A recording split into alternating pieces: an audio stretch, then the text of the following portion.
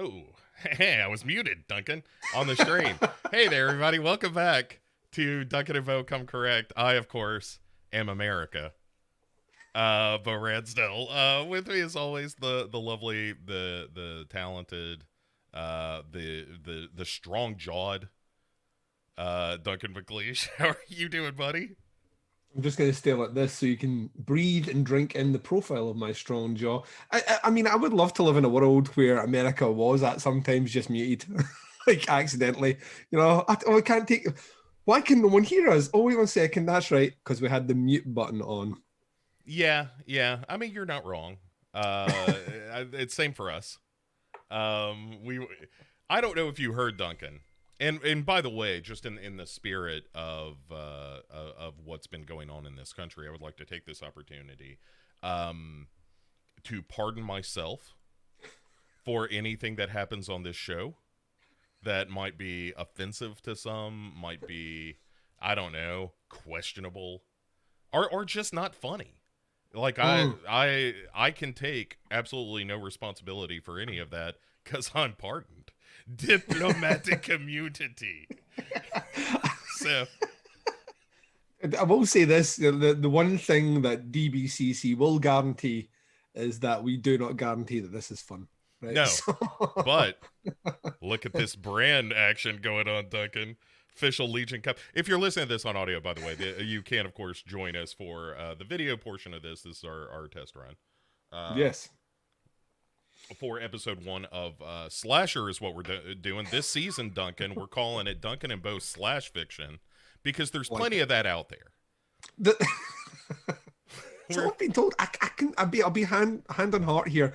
I have never read any slash fiction at all. So um, I'm aware of the concept, wow. but I've never seen the point. And like to me, I don't want to read. It's the same where like when Frank Herbert died, and his son continued doing the Dune books, and I was like, that you're not your dad. And I don't dispute that they're probably amazing, but you're not your dad. So why would I want to like it comes from one mind? Had it always been a collective thing, then yeah, that's cool. But it's different with Twin Peaks, where you've got David Lynch and Mark Frost, the conjoined entity that brings that forward to the fold. And then Mark Frost can go off and write his books, David Lynch can go off and direct his stuff. But I mean, they created the world, so that's fine. But slash fiction's always been a little bit, what are they doing? Don't know. I don't know. I don't know where we're going with that. This is the long intro that Bo usually brings in when I see something silly, Yeah. which could have been any of the words mentioned before the point he said yeah. No, look. Like I said, this is our first episode, so I'm also like guiding people to the stream, like Moses Duncan, Yes. guiding them to the show. Yeah. Um, He partied the stream as well, didn't he? I did. Moses did. No, that was no. Moses did, yeah. Yeah, that's right. Yeah. I don't know. I'm a heathen. Yeah, I know so very very little Yeah. about what the kids call the religion. What the kids call a religion. Yeah, because kids famously love God and Jesus. They do. Um, They do. at least all the I, all the girls in my high school claim to. Only the I good die young, you son of a bitch. I also am a firm fan of the God and the Jesus when used in conjunction with sweary words. Sure. The have you seen the Netflix history of swear words? Not yet, Okay. not yet. I'm very excited for it though. The trailer, I mean, the fact that Nick Cage is in it, yes, I want to Yeah. watch that. But just the whole concept, I looked outrageous, and then the trailer dropped, and I was like, "This is the thing that I need in my life for 2021." It's the Yeah. perfect time. The 3 or 4 episodes that I've caught so far, and they're about 20-minute episodes. They're pretty breezy watches, but it's exactly what I hoped it would be, which is this is basically Nicolas Cage hosting the show, like from a very like nice like study kind of thing, Of course. and but they intercut like actual like comedians and experts, like etymologists and stuff like that, who are like, Oh, this excellent. is where this word came from. Here's how the meaning changed over the years. Here's what it means now. And then you have some comics that they go to that are, you know, like, oh yeah, I love the word pussy, you know, stuff like that. So it's a little classier than that, but not much. And the great thing about it, Duncan, we'll get into the goods and bads in a minute, which is the thing we do on the show. We are not even done with the introduction. Just put your fucking pants on, people. I don't care if it's video or not. We're gonna do the regular show, which includes a lot of tangents and wasting everybody's time. All the time shall be wasted. So it's very much like Hellraiser here. You opened the box by clicking the link, and now you will suffer through everything that happens until we are done with you. Yes, we will tear your morning apart. It's starting early. So, oh yeah. What I was gonna say, the thing that makes it great, or as far as the Nicolas Cage portion of it, I really like the fact that occasionally Nicolas Cage just lets Nicolas Cage out.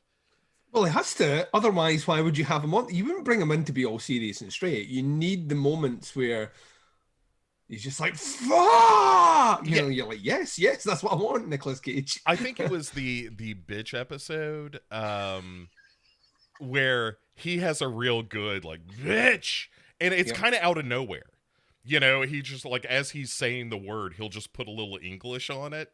It's pretty good. It's good. It's good Nicolas Cage stuff. So, yeah, like I said, it's Duncan and Bo / fiction is the name of the show. We've talked about this before, but I guess the long story short is, hey, I had started watching the show Slasher. And I was like, Duncan, this is fucking ridiculous. and you need to watch it. And I was doing it for our Patreon commentary. And I had to pull the plug on it to all our good patrons, all our good Legion patrons. I was just like, fuck you guys. We're doing it as a regular season show. And then we're doing other stuff over there. It's fine. It's fine. Everybody's getting good stuff. It's fine. Shut up, Duncan. I love that you watch something really bad and your first instinct is Duncan should watch this. And we should do a show about it. Yeah. We should commit a sizable portion of our life moving forward to talking about this. I love that about you. For a show that I had seen all of 2 episodes of. And still have only seen 2 episodes of, but I was so genuinely excited by it. I mean, it was so ridiculous. But to my credit, Duncan, you watched the first episode and were like, yeah. Yeah. Oh, yeah. 100% we're going to do this. Yeah. If like I got, I think, I don't even think I got in as far as like the first 10 minutes of the show. Like after the kind of opening setup and then the actual premise of, we'll get into it, but the actual premise of a character returning to a place, but not only to a place, to a house. And the most ludicrous setup ever. I was like, this is hot garbage. And then it just continued to become everything that I wanted it to be in the realms of hot garbage. So yeah, I'm very much looking for. I think if there's any 2 individuals out there that can bring a degree of enthusiasm to something that should not merit it, I think it's yourself and myself. So welcome, dear listeners and viewers. I think that's accurate. Yeah, it's a truly bad series from what we've seen so far. Yeah, for only 2 episodes. Well, you're 2 episodes. I'm 1 episode. Right. So I've seen that first one, watched it again last night, and it finished, and I was just like, 2016 as well. Yeah, it's not right. People ought to have known better. Duncan. Yeah, it's five years ago, and we're about to get a season 4. So right, and which is yet another reason we're kind of doing this is because David Cronenberg, the D Crow, is gonna be in the new season of Slasher, and I mean, how do you say no to that? I didn't know he was in Star Trek. He's in the new Star Trek or something as well, which I did not know about. And I was like, that. This is why he's not making anything at the moment. Wait, the new Star Trek movie or no, the TV show? Is it Discovery or whatever it's called? He apparently is in that. I have no idea. No clue. I don't know. Yeah, I didn't know. Like it listed out. There's an article recently about him talking about how he wants to return to doing movies. He's got apparently about 2 or 3 projects he's currently working on at the moment in the background, but also he's been enjoying his time moonlighting as a bit of an actor. And it listed out some of the stuff he'd done recently, some of the things I'd never heard of before, and they seem like small cameo parts. But Star Trek was one of them, and it kind of floored me a little bit because I used to watch a lot of Star Trek. I kind of stopped probably in line with when Voyager finished. I didn't really do anything beyond that. So I didn't watch the Enterprise show with Scott Bakula or this Discovery show, which is on its second or third season now, I think. I didn't do any of them, mostly because I just don't have the time. But like that would certainly bring my interest back. Just to see, even if there's someone out there that could supercut all the Cronenberg clips, that would make me a happy man. It'd save me having to watch and try to remember other character names. So I like my Star Trek knowledge is pretty limited. Like we've talked about this before, but I did that. Here's how you watch Star Trek in 40 hours kind of thing, yep. or the Next Generation, and so I did that. So I feel fairly conversant in Next Generation stuff and original series stuff a little bit. Yeah. Mostly mostly just because I like We Hate Movies, and they've recapped a lot of those original series shows. All right. Have they ever done Deep Space Nine? Because Deep Space Nine's the best. See, that's the thing, and it's the luxury of not giving a shit about these shows until long after they've stopped producing them. Is like people like you come along and you're like, no, man, DS9 is the good shit. So yeah. I haven't watched all of that, but I've started it and just fallen off for one reason or another. But I'll get back. It starts off really slow. They find starts off kind of middling, with no real sense of direction for like the first like 2 seasons, and then when the Dominion start getting involved, that's when it gets really fucking good, and then it really leans into like atrocity. I was going to say parody. It's not parody, but they essentially highlight some of the past atrocities of this planet, specifically through things like Vietnam. There's an episode which is very much like Vietnam. There's the whole season which is basically like the Nazi occupation of Europe, but done through Cardassians, which really are just like giant lizard Nazis. So it's really giant lizard Nazis is a nice turn of phrase, by the way. Yeah, it's also the name of my new punk band coming 2022. When the dust is settled, that's also the name of the EP. So I like it, doing a kind of a Big Country thing with it, where it's like Big Country, the song Big Country on the album Big Country by the band Big Country. Yeah, if you're going to go in for it, go for it. You know what I mean? That's how you pound the message home. You know what I mean? You just make sure that everything is just simple to remember. Yeah, pounds. That's what I like. Pounds, baby, pounds. Pounds. So, what we do around here, folks, is we begin the day by talking about the show. Jesus Christ, it's early. We start I had too much to do too early, and now it feels like it is, 1,000,000 Yeah, the cocaine's wearing off, so... Oh, yeah. That's another problem. Here's the thing they don't tell you about cocaine. As soon as you do some, your first thought is, I probably need some more of this. Yeah, let's line up. Can we talk about that on streaming channels, how great cocaine is? Can we be pro-cocaine?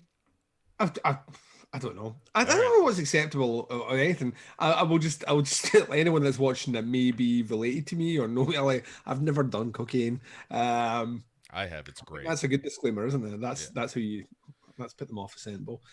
Yeah, I don't know what this asshole did, but this one did a little coke when he was in college, and it was great. Not in a long time, but yeah, because it was great. You gotta stop. Like, that's one of those drugs that as soon as you take it, you're like, oh, I can't do this again. Like, this could be a real problem. I'm having a good time. Oh dear. You know, moderation in all things, especially moderation, as yes. Oscar Wilde said. Mm-hmm. No, what we do on the show here is we do first of all, we talk about a movie that we have seen since last we spoke, one good, one bad. Um we don't want to just shit on a movie, but sometimes you gotta. And it's not because I want to. I don't feel good about it.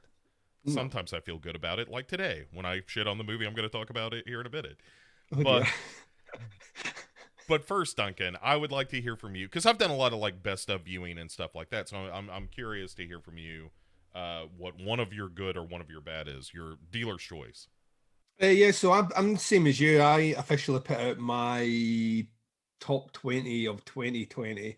Will be dropping this coming Monday. So I've just finalized my list as of last night. Did the last two viewings on titles that were, getting bandied about as, these are the ones that you really should spend your time tracking down and checking out before you move into to do your list. So I've been doing a lot of that. I'll be honest with you, I'm maybe not as hot on what has been getting a lot of the traction um, on some of the streaming sites, which is kind of, I don't know. It's not necessarily a bad thing, but like just like certain movies where I can clearly see why people are very excited about them, but I myself, kind of stripping back some of those elements, just see a very rudimentary kind of horror movie. Yes, well constructed, but nothing like spectacular. So I think my list may shock some people in those realms. I haven't actually seen anything bad, if I'm honest. I will swing. What I decided I was going to do on this one is I was going to speak about something that I thought was kind of awesome, and one that I know that I'm slightly hotter on than you, that you've mentioned before as a way to generate conversation. So I've come in, for a bit of lively debate here. So we'll do that title first. So the title that I liked more than you, I still don't think it's a great title by any stretch of the imagination, but I certainly, from our conversation, liked it a lot more than you did, is Freaky with Vince Vaughn. Yeah, I don't dislike that movie at all. Yeah. I think it's a totally fine movie. Yeah, I thought in parts it was everything that I'd hoped it was going to be and more. Actually, in a lot of respects, everything I was kind of hoping Happy Death Day was going to be, even though I really like Happy Death Day. This one's a bit gnarlier on the kills, if you know what I mean. For sure. Yep. Yeah. Some really good gore in it for sure.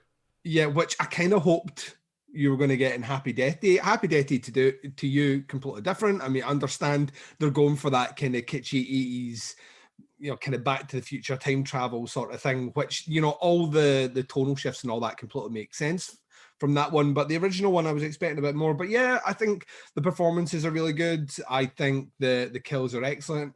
I think its biggest crime is that because it emulates things that are so well established in the kind of zeitgeist of pop culture, it is a wholly predictable movie. Like from start to finish, like exactly when the movie starts, you know exactly how it's going to finish, and you just kind of have to roll with that. But the journey to that end point was enjoyable and entertaining enough. So, I mean, it will feature in my top 20.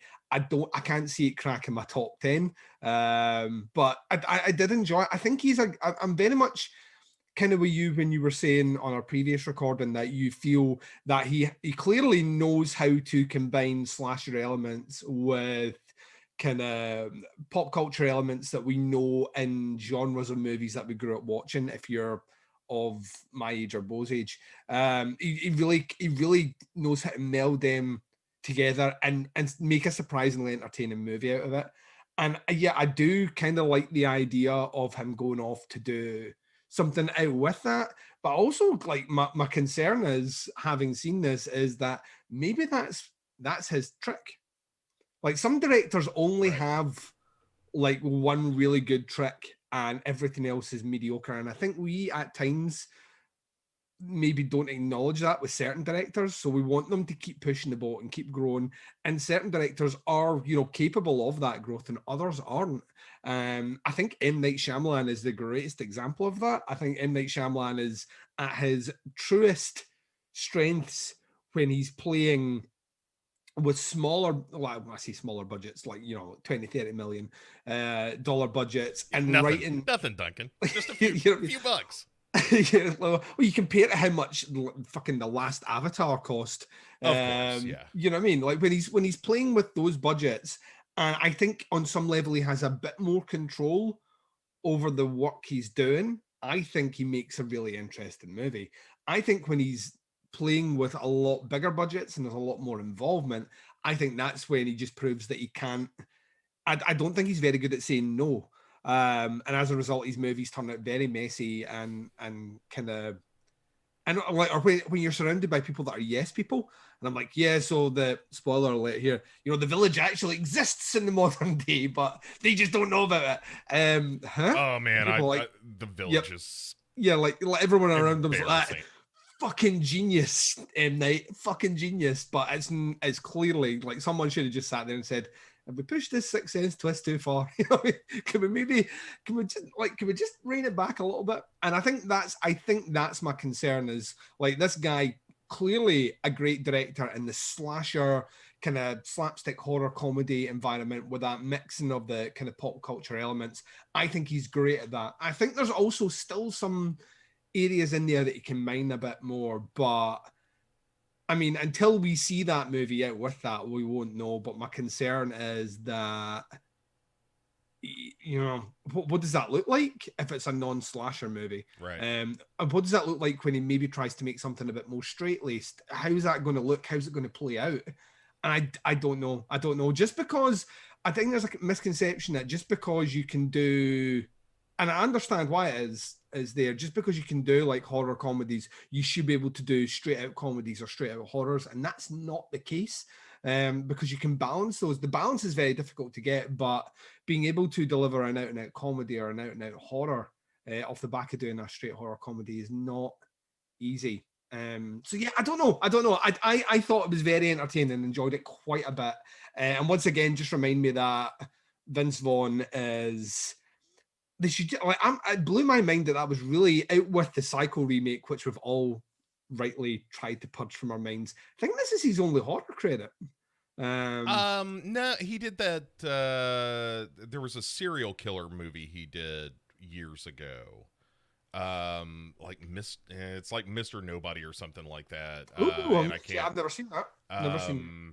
Let's see if the good people at IMDb can lend us a hand on this. If you look at him, a very large, imposing figure. We've said that before. It's what adds to his slapstick comedy. But it's the fact that he's so tall. There's an element of that, and his deliveries. He's very quick, very dry sense of humor, which I think works very well for him. But it's very easy to just move that over a notch and it becomes incredibly imposing, a la something like Dragged Across Concrete, or even more notably, Brawl in Cell 99.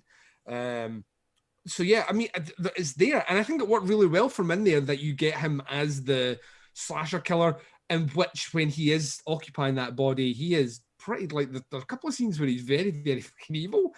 But then on the flip side of that, you get the over-the-top campy comedy of his body being occupied by that of a teenage girl, and all that was hilarious. So more Vince Vaughn, I think. Yeah,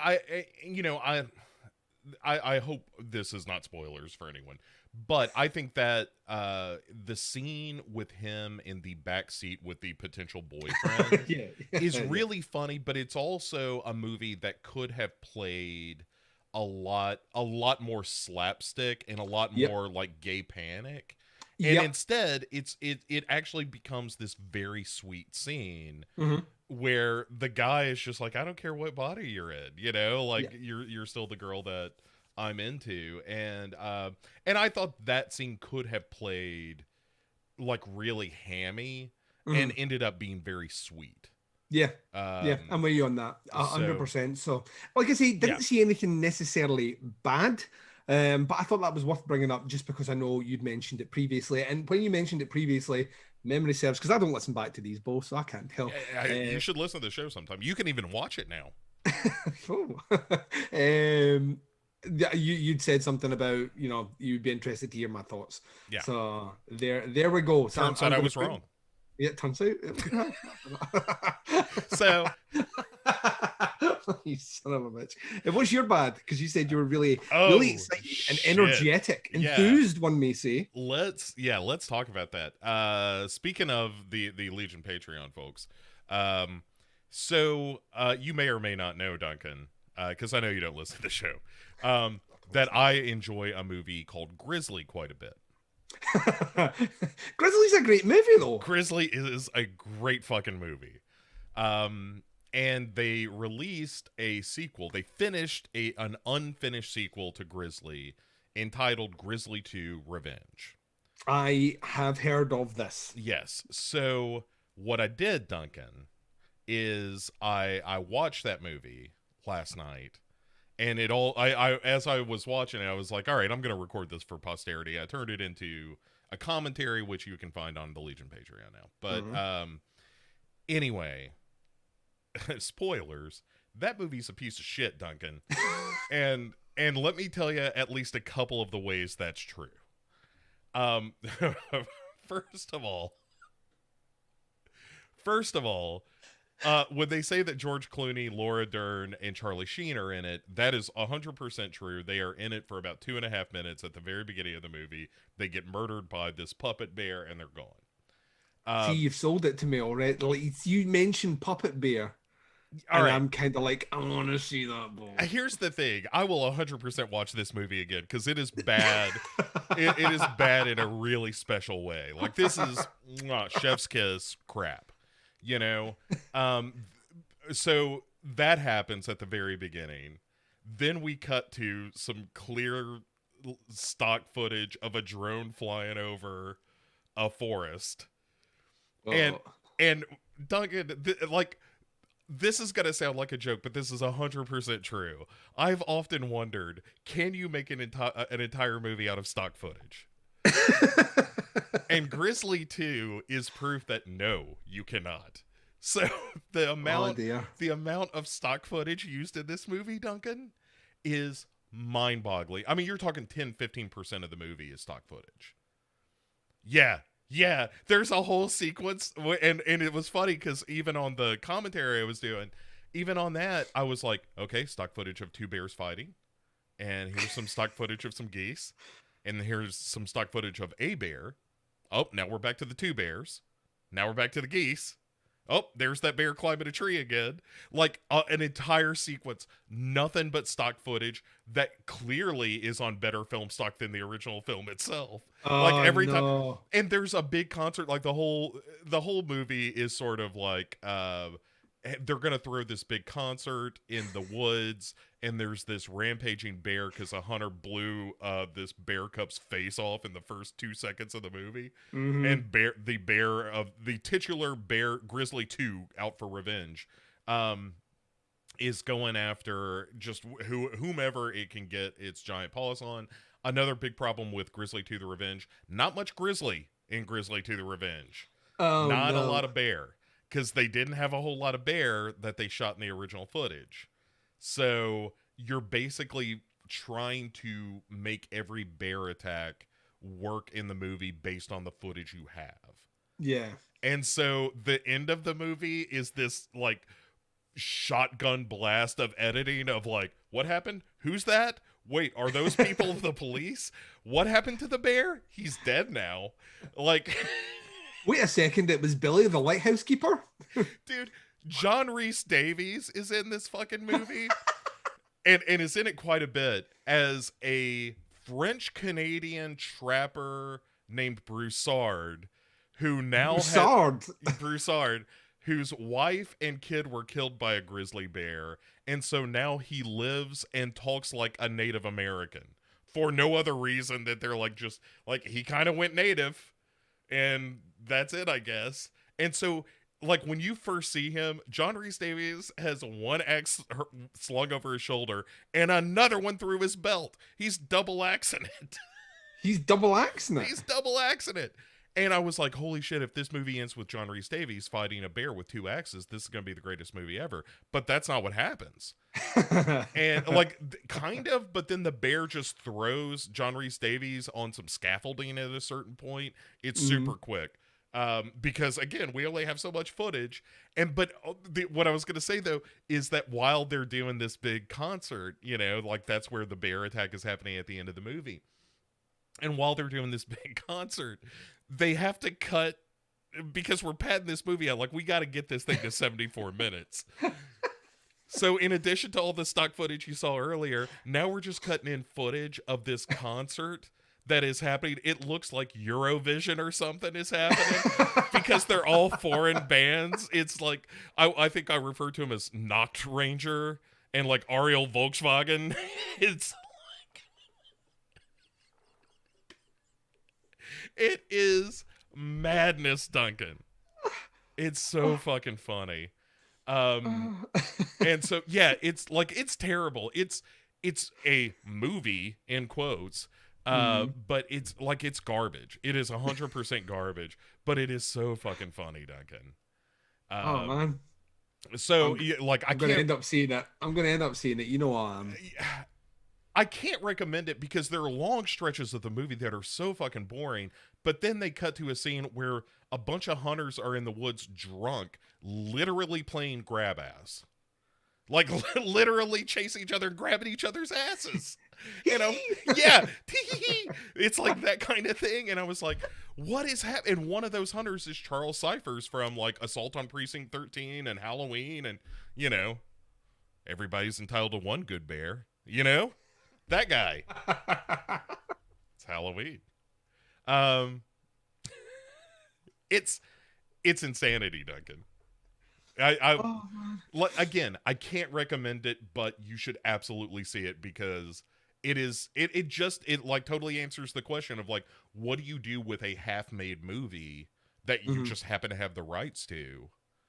And the answer is you get a bunch of Hungarians together, and like when you watch the end credits, the like they think multiple times like Adobe stock, iStock, Shutterstock, Getty Images. Like it is.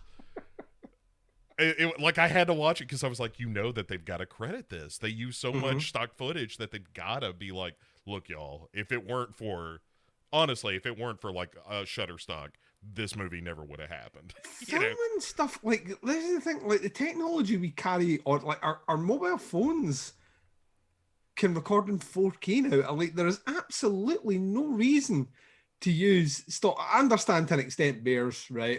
Like wildlife. Yeah, it's all just wildlife stock footage of like deer running around and shit like that. But also, whether you do it or the stock footage company does it, still don't matter. It ain't gonna look nothing like the movie. Yeah, it's never gonna look the same. Right? Never gonna look the same. Because the original movie was shot in like 35 millimeter film. Mm-hmm. And so it is very clear when you are watching the original movie, and then when you cut to stock footage of,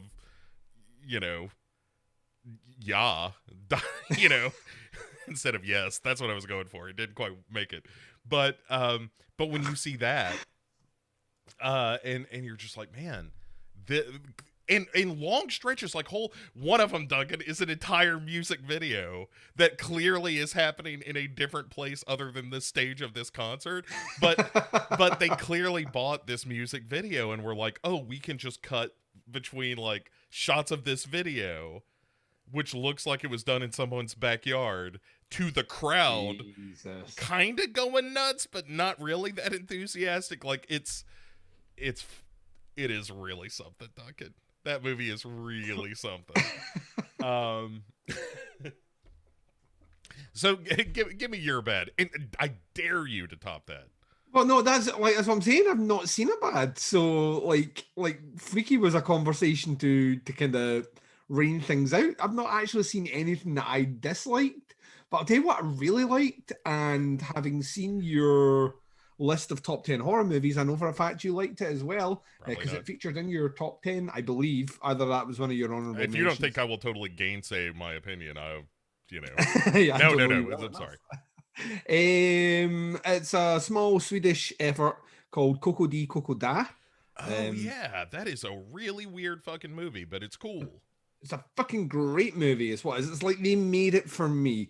And I thought linking into the whole kind of freaky conversation about someone who has clearly taken elements of a kind of popular film mechanism, a storytelling mechanism, and segued it into a horror movie. I heard Mark Kermode, the great British movie critic, and his introduction to the video on BFI, because that's, if you're in the UK, you can get it on the BFI player, and you get 7 days free with that player on Amazon Prime. So it's the British Film Institute, for those that don't know. And Mark Kermode does an introduction for it. I would buy it. I own it. I bought it after seeing it earlier on in the year, but this is kind of my revisit, and I doubled down on how great I think it is. But he said it was like a cross between Groundhog Day and Funny Games, and I think that's spot on. That's Yeah, what fucking is. yeah, that Yeah, yeah. pretty much. It's an incredible movie. I genuinely think it's kind of phenomenal in that revisit and a double. Without warning, it goes from being a very serious movie to being an incredibly disturbing movie, but all still through the guise of like a through the lens almost of this Grimm's fairy tale kind of dark almost folk tale sort of vibe through the characters that appear. But essentially, what you have is a married couple and their child, and they go to, like, it starts off, they're at a restaurant, Yeah, and with a really shitty floor show. yeah, it's a terrible floor show. But for all we know, that might be the number one floor show in Denmark. So let's not Right, piss like too hard. between this and Breaking Surface, I'm like, man, Scandinavians are fucking weirdos. They have their own vibe. Yeah, for sure. They have Yeah. their own vibe. So yeah, the mum eats shellfish. It causes an allergic reaction. She's rushed to the hospital. As she's recovering, the daughter sadly passes away. And we jump forward with them, and their marriage is kind of on the rocks, and they are trying to get away to try and reconnect by staying remote in the country for a camping trip. But as they arrive for their camping trip, the three central characters from the side of their daughter's favorite toy, her music box, appear each night in a weird kind of surreal time loop where they're repeating the same actions over and over again. But these people come with the sole purpose of torturing and murdering them. And yeah, I'm not going to go too much in it. There are some scenes that are really fucking upsetting, like really, really, really upsetting. And it's because the characters themselves that are perpetrating this. Imagine, if you will, the Firefly family from Rob Zombie's, Devil's Rejects became like fairy tale characters, like fairy tale villains, and that's kind of what you've got here. And it's played like the cruelty almost doubles up every time this loop resets.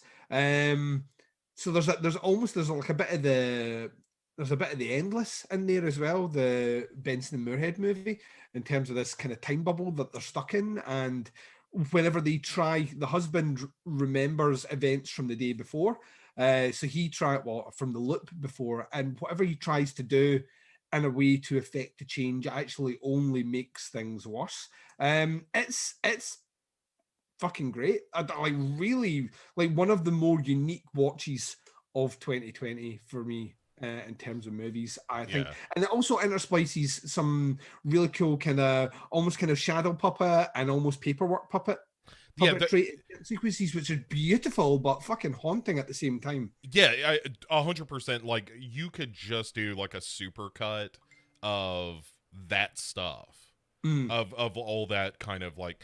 It reminded me a little bit of Impedagore, in Yes. terms of Mhm. using that kind of shadow puppetry. Mhm. But you could kind of assemble all of those and sort of get the story of this family and their emotional arc. More importantly, it's sort of like the whole movie is about how to live with loss, and how do you Yeah. learn to take something that just ravages you emotionally and try to build some kind of life afterwards. And it would weirdly double if you're wanting a full night of misery, shoving some Lars von Trier with Antichrist. yeah, Get yeah, yourself a big old bowl of popcorn that you'll not want to eat.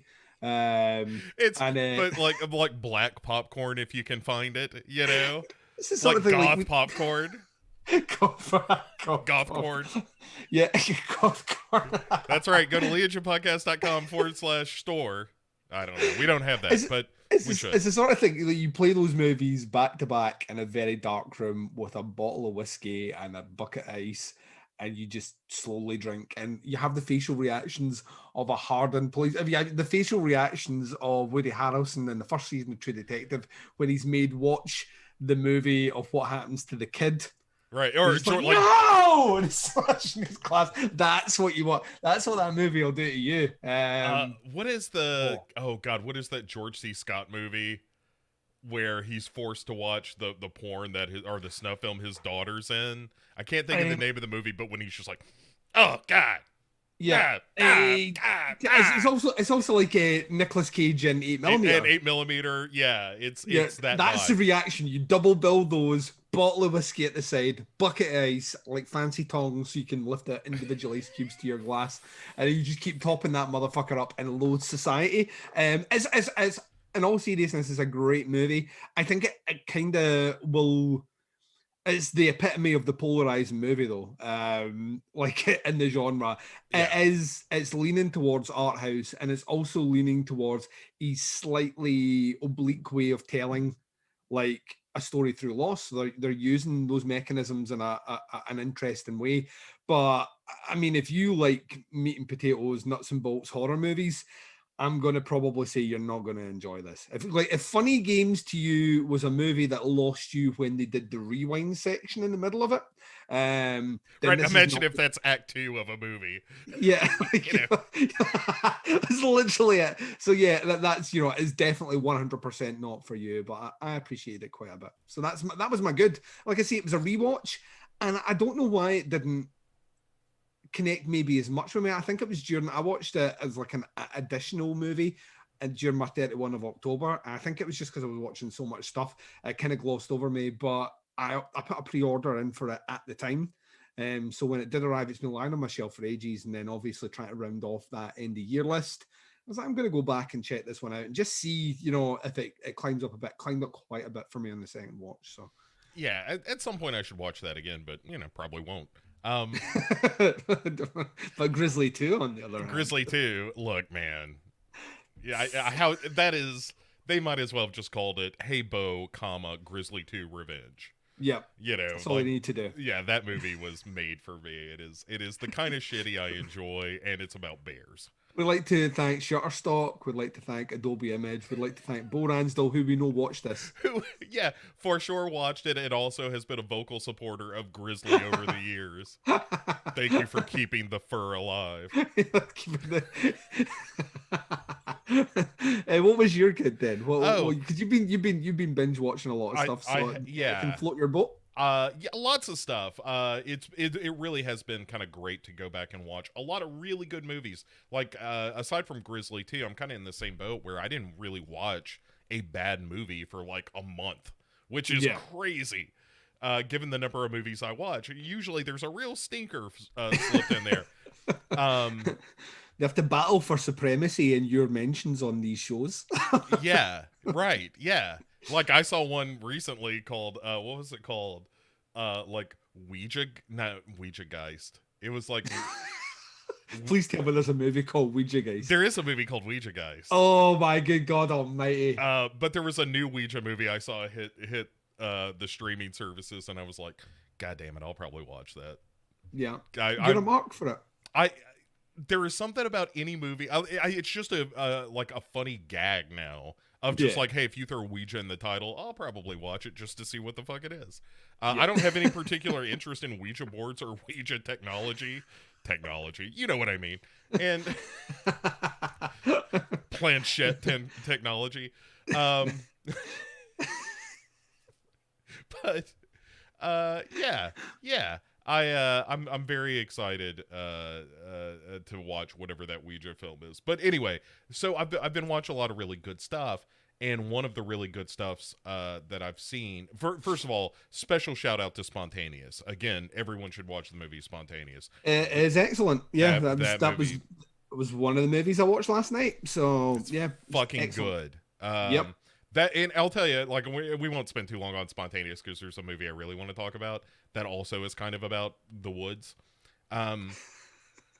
But the thing I like so much about Spontaneous is, and I said this in the top 10 review, is that movie is completely about what it's like to be a teenager living at the time of mass school shootings without ever once using the word school shootings.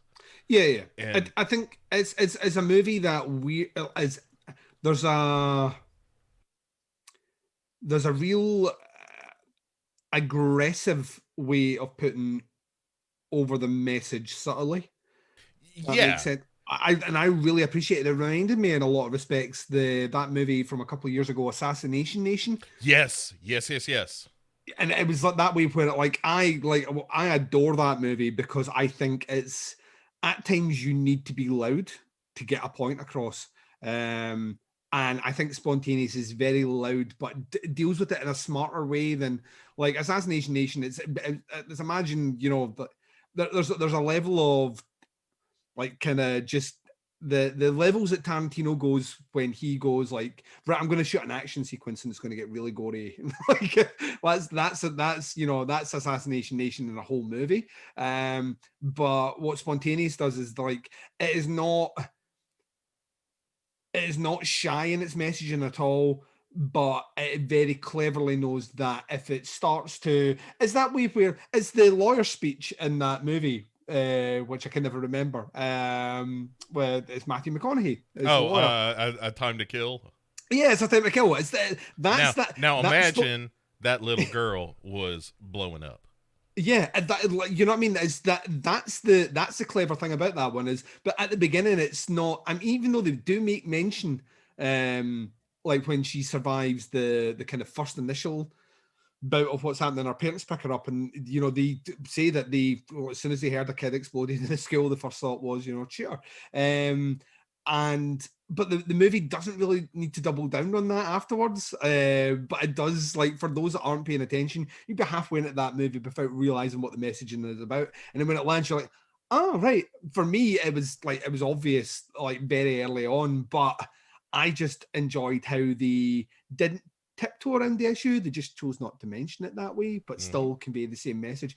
It's very well acted. It's very well shot.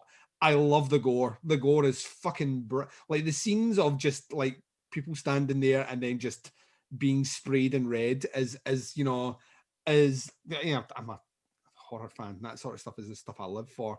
But the attitude and the swagger and the monologue at the end, especially, fucking great. I was like that. Just have that.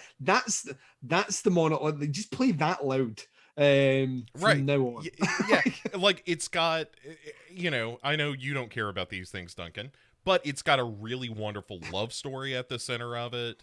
No, I'm only joking. I did like that. But yeah, like it's the main character, Catherine Langford is the actress's name who plays Mara, and she's fucking amazing in it. And but she's the chick from 13 Reasons Why, isn't she? Yeah, her. She's brilliant in that as well. So this is the first time I ever saw her. I never saw 13 Reasons Why.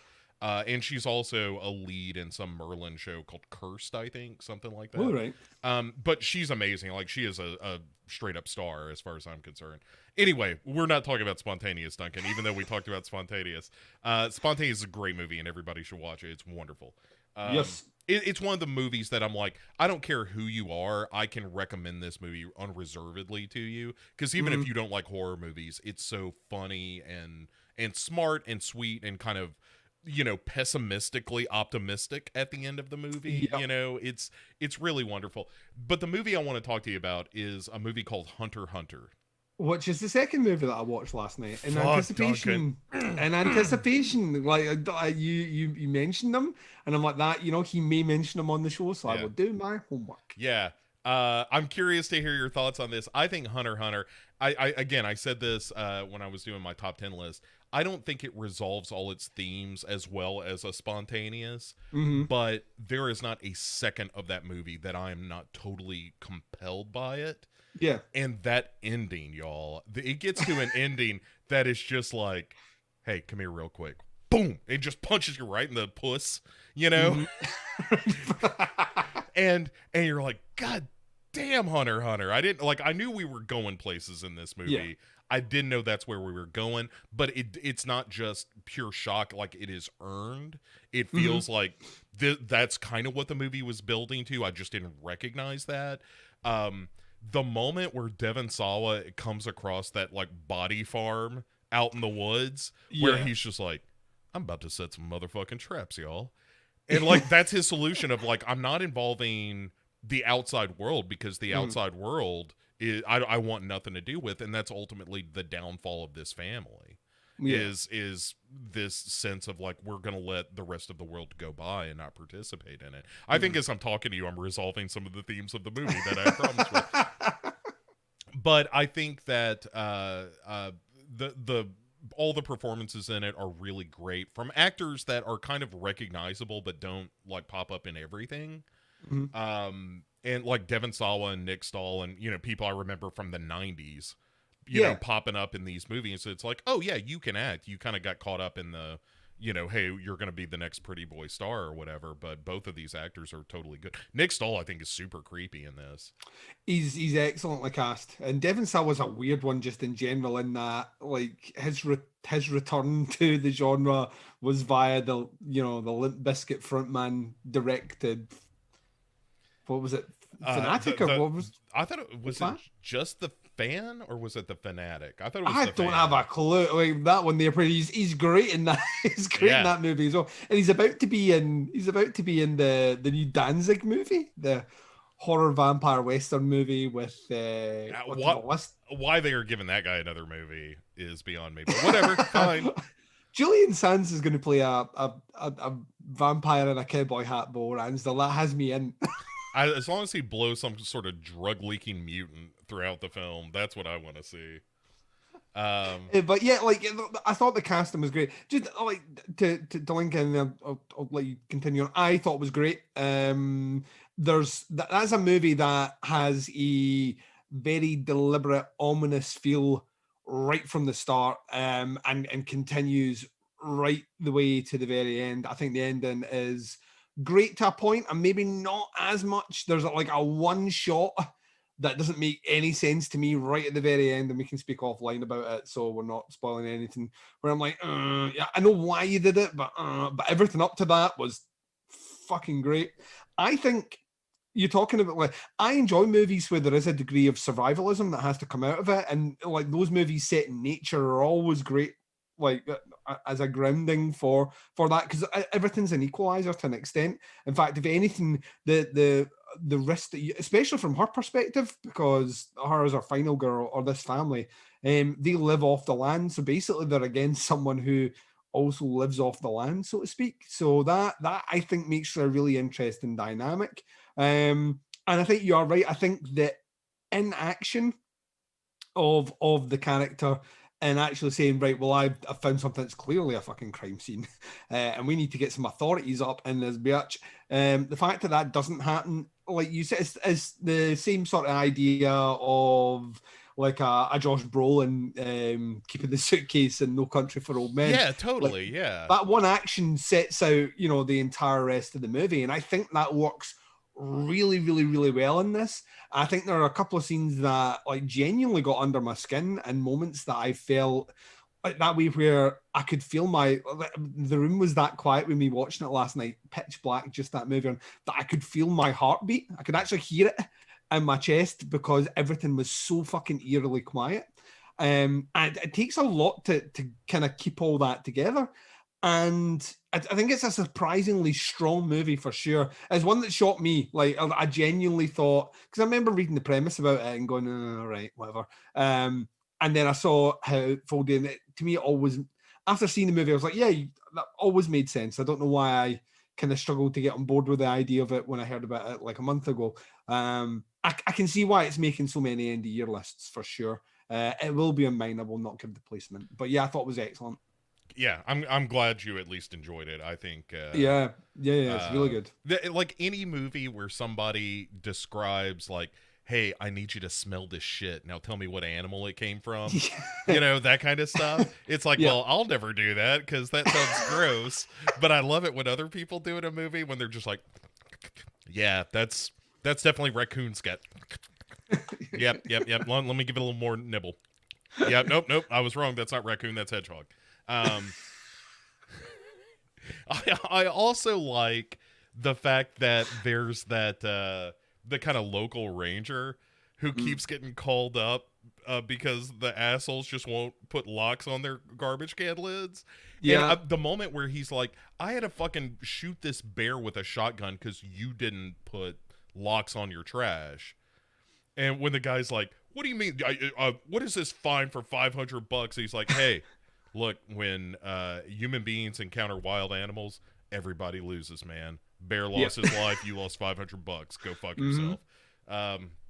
Anyway, I just like every little scene of that movie, like all the little side tangents and stuff, every direction, every little alley the movie wants to go down, I'm glad it does. Yeah. You know, like everything feels interesting and kind of lived in, and like there's the lady back at the station who's constantly giving the ranger shit about everything, about his food stinking, about not taking the satellite photo, about everything.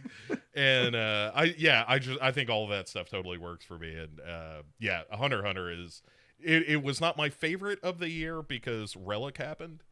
Relic's a really good movie. Man, Relic is a movie that bothers me just thinking about it.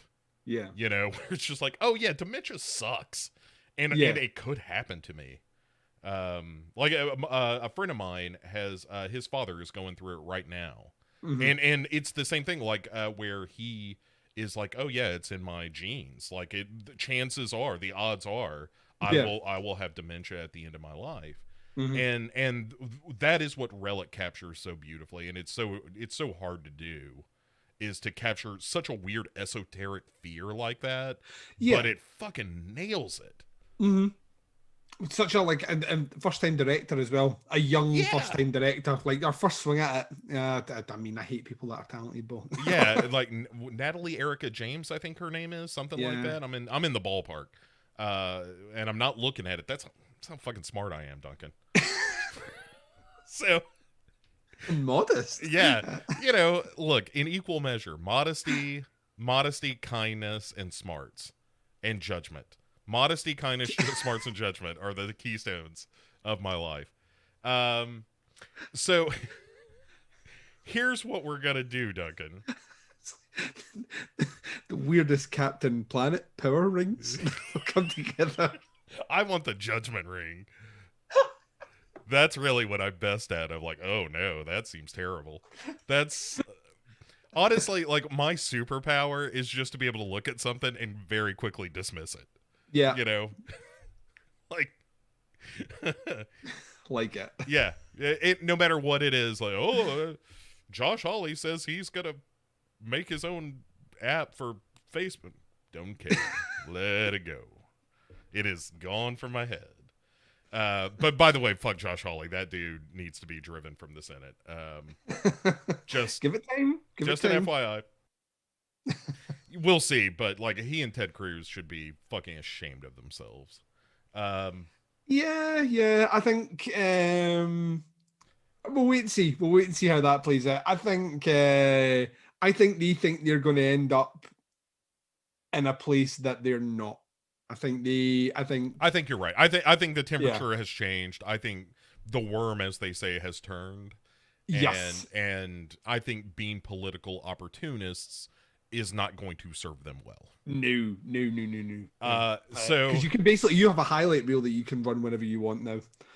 Right. Yeah. Of like, hey, here is them like literally right before the riots happen. Yep. Encouraging this kind of behavior. Right. Yep. It's the whole reason Trump issued that crazy speech of his where he's like, I totally accept the results of the election. Like Mike Murphy, who's a very funny Republican strategist who's been kind of a never Trumper for a long time. But he had a really good line about the speech that Trump gave, which was, "This speech brought to you by the 25th Amendment." Okay, there are a team of there are a team of people there who have been paid to make sure he doesn't he doesn't get kicked out or brought up on charges of inciting a riot there, who have wrote that speech for him. Yeah, who were like, and handed it and said, no fucking ad libs. You will read every single word, or you will see it. You will see a jail cell. So there's no going off script here of like, oh yeah, that's a really really big amendment. Yeah, one of my favorites. People say it's the best. Yeah, all you have to do is nail this, and then you can do whatever you want on Twitter afterwards. But you need to that we will be able to show this afterwards that you said this word for word. Because he does feel like when he's standing there like it does feel like someone's off camera, like holding a ransom note. Yeah, it's the old national fucking line, like that National Lampoon magazine cover of like, buy this magazine or we shoot this dog. That old. It's that, except it's just someone right off stage with a gun to his head, or probably just like numbers are like writs of complaint and warrants of like, this is what comes for you if you don't say this shit. Yeah. Like the 25th will happen if you don't say this right now. Yeah. And you can see it. There's a defeatist tone, like all the way. It's like dripping right through the whole thing. But yeah, like I say, this is like, if you thought you could make a quick buck off this, I think you'll find very, very quickly that the court of public opinion probably is not going to allow you to do that. And you've basically given the greatest highlight reel ever now. Like, honestly, as horrible as it is, there's a full list of things now that people will be able to see that you instigated with what you said, and then justify it now. So you've got, as if you didn't before, but like, this administration has legitimate blood on its hands now. Yeah.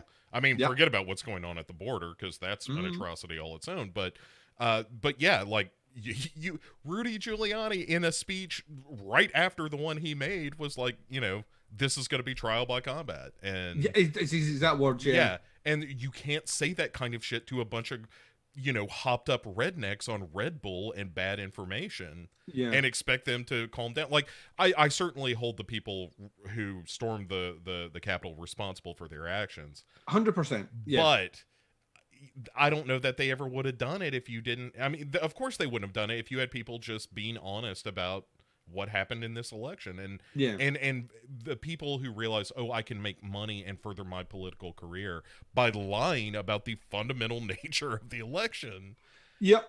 That's, I'm glad they're paying a price. And when people are like, well, there's only 12 days left, you're splitting the country, you shouldn't impeach this guy again. I'm like, fuck that. If ever there was a reason to impeach somebody a second time, He also sets a weird precedent that you can be a complete dick for I mean, right, you can't get away through with office this. All the way through it, and then right at the very end you can do something. I mean, well, the whole point of setting these sort of penalties even is that even in the last days of your presidency, you're still held accountable for your actions. And I don't understand why you would want to say, well, he's only got 12 days left, so right, we'll just ride out this storm. I mean, to me it feels, I mean, I'm not saying, physically handcuff him and drag him out or whatever other people are saying. I'm sure there are other people that feel that way, but at the same time, I think, like, it'll be interesting to see what happens with the pardon thing from his perspective about the self-pardon and if that is actually legal.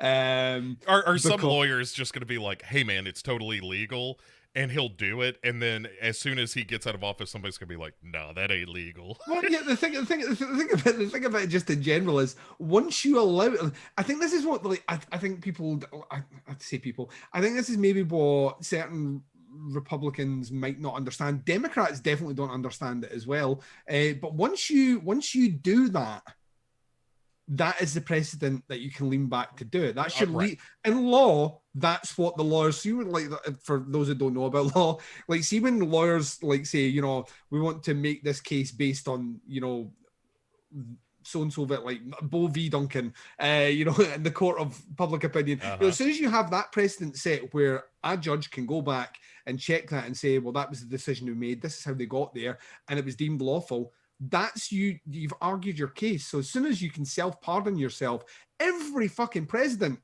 from now on will self-pardon themselves, and you can't judge it, and you can't say anything about it. And that's the danger. That's the Yeah. this is the like you allow people to do what he has done in the last 4 years, and you've legitimized it so much so that you negate your future arguments because you sided with it. So yeah, it'll be interesting to see what happens. Yeah. I'm just enjoying. I couldn't give a. I'm like you. I'm not on Twitter much. I don't think I've ever seen Donald Trump post anything on Facebook either. I'm just looking forward to not having other people post that stuff for a while. Or just not complaining about I think the level of rhetoric is going to dial down so much just because you don't have a president and administration constantly stirring the shit. They're it's just going to go about the boring business of government. Anyone that like it's the hyperbole of like people like, here comes Biden's socialist agenda. Like, one, I keep saying that Americans don't know what socialism is, like, at all. You have not a fucking clue, because even your socialist parties are right wing. Like, they're on the right of the center. They're not on the left of the center. They really aren't. And because like I live in a country which is is ruled by a left of center party, so I know what, and I'm 100% for it. I think socialized and democratic socialism is a great thing. I think it's a great thing. I think it looks after people that need looked after by those that can afford to do it. I think that is an important staple of. And it doesn't mean that you're all a shell. I have a fucking 77-inch TV on my wall there, and a PlayStation 5 down there. So it's not as if I'm not a consumer that goes out and buys shit. I still buy shit, but I believe that if I earn a certain amount, then that money gets kicked back in, and only looks after people that can't look after themselves, but also looks after me when I can't look after myself. You know what I mean? That's the whole point. And like anyone that thinks like this is the same thing, like all these, he's going to get rid of the police. Kamala Harris, him, very both pro. Like, they've got the guy they've got for Attorney General, very much pro law and order. And it's not it's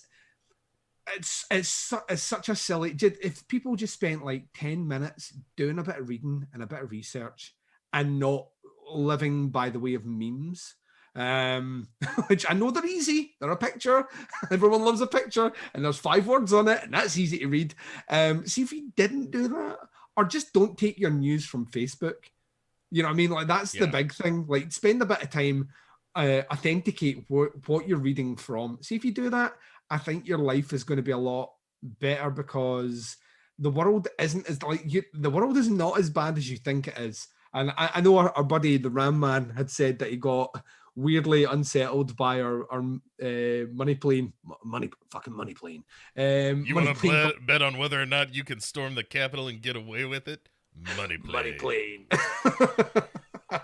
So fucking bad. But like I think he said he was unsettled that I come across as. No, it was a Muppets Christmas Carol. I can't remember. I was eternally optimistic, and he said he was unsettled by it, because I genuinely feel that the world isn't as bad as we are fed it. Because guess what happens? See, if you're happy and content, it doesn't motivate you to do anything other than clap your hands on occasion. Yeah, like, because sometimes you're happy and you know it. Yeah, but see if like fear's a great motivator. So to keep everyone just on that level of fear constantly means that you'll get out and do silly things like storm a Capitol when you didn't have to. It has changed nothing, except the people that have done it will all spend lengthy jail sentences because why? Like, what did it? Right. He told me to do it. Well, believe it or not, it's not a great defense. It's not. Well, Trump. Well, that's fine. You're off. That doesn't work. Unrelated, and I know we're going to take a break here in a second. Is what's going to happen. Then we're going to come back and talk about Slasher. Yes. But how great is that Astro's Playroom thing as far as showing off how cool that controller is? Have you now played it? Yeah, It's fucking amazing, it's isn't it? really cool. It is really good. I've been playing that, and the Spider-Man remastered are the things I've been playing on the PS5, and Nice. that Astro's Playroom it's a fun little platformer anyway. Yeah. But the stuff that they really show off, one of the coolest things I think is one of the first things, is when you see a bunch of them little robot fellas jump into your controller and you move it around and you can feel them tumble from one into the other. Fucking amazing. That's pretty cool. That and like even the air coming out of the controller during some of those windy levels and stuff like that. Yeah. It's like when you've got the guy that's in charge of Xbox saying, you know, they really got that controller right. Yeah. You know, you've done something. When the lead competition is saying, I mean, even we have to sit here and say, because the PlayStation used to get a lot of flack for its controller, always has. That PlayStation 2 and 3 controller was kind of garbage, but go on. Yeah. You know what I mean? Like, it's like when you have someone going, you know what, fair play to them. And I totally agree. I think it's a great demo of that. And yeah, it makes you want to play more. I think that's the thing for me. I want to play. I want to play more games that start to incorporate more of that. I'm very much looking forward to that kind of moving forward when the newer games come out. Because at the moment, going it's like game chat before the break, my time is still vastly dominated by Cyberpunk 2077, which is. I understand if I had it on PlayStation 4, I'd probably been pissed. I saw some of the render and it looked fucking awful. But on PlayStation 5, that game is shit fucking hot. I mean, that is it's only 20 hours gameplay. I'm 30 hours into it and I think I'm 10% through the main mission. Well, that's because you do all the weird sex stuff in the games. I do so much weird sex stuff in the game. You call it weird sex stuff. I call it sex bomb. All right. On that note, let's take a quick 5 here to do some fun sex stuff. And 5 minutes is maybe too long. Actually, I could maybe do it twice. So we'll be right back with talk of Slasher Season 1, Episode 1, which is why we're here, and it's gonna be nonsense. It will be. Yeah. All right. So we'll be back in 2 minutes. We'll be back in 2 and 2. All right, be right back. Bye. Too young, too scared. I wasn't ready. I'm restless, longing inside my body, growing stronger. Could you release me? Stay away from me. I had it all. I had it all. I had it all. But somehow I lost it. Had it all. I had to fall and I lose myself. Will you be my ray of light?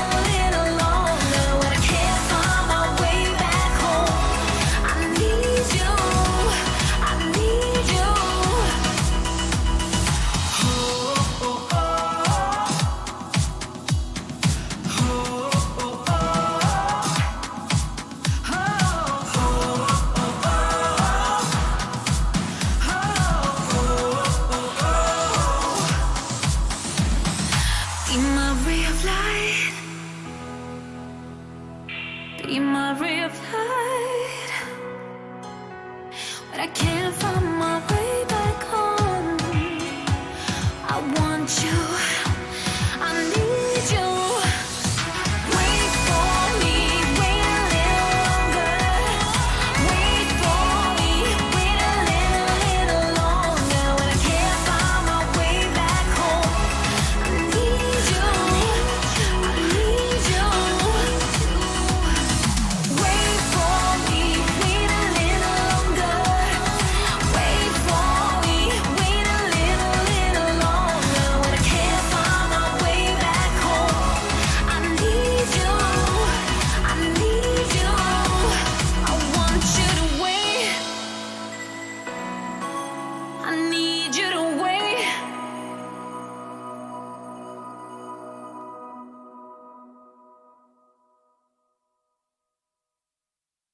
Too young, too scared.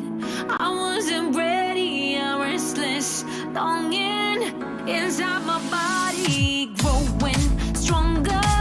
Could you release me? Stay away from me. I had it all. I had it all. I had it all. But somehow I lost it. Had it all. I had to fall and I lose myself for you. Be my ray of light. I want you to be my ray of light. Oh, but I can't find my way back home. I need you. I need you. I want you to wait for me. Wait a little longer. Wait for me. Wait a little longer. When I can't find my way back home, I need you.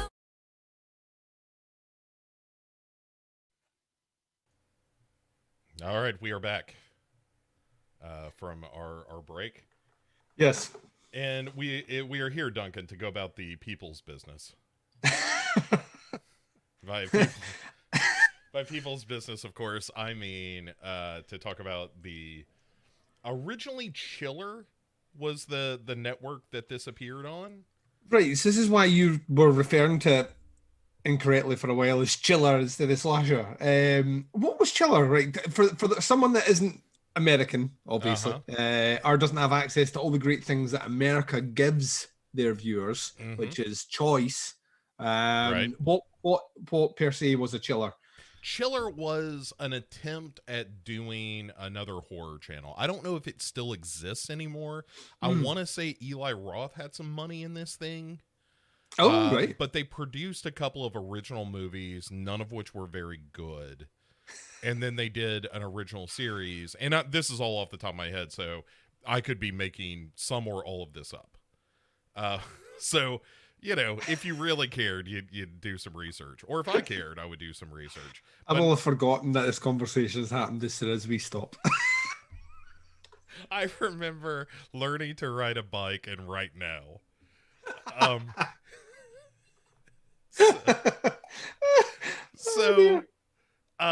But yeah, so it was called Slasher on the Chiller Network.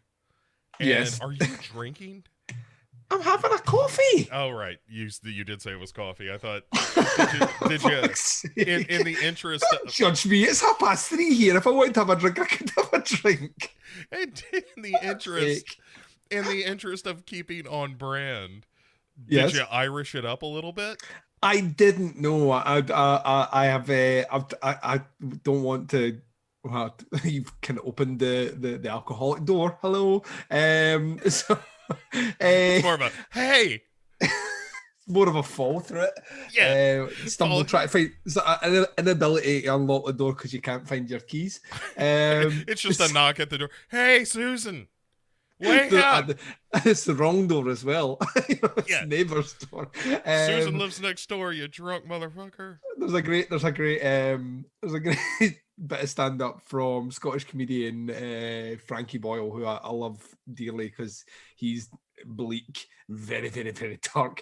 And he talks about one of the most surreal moments he had was traveling through a small Scottish town called Bathgate and seeing someone huddled over against the door taking a piss, clearly drunk, and then was finished taking his keys out and unlocking the door.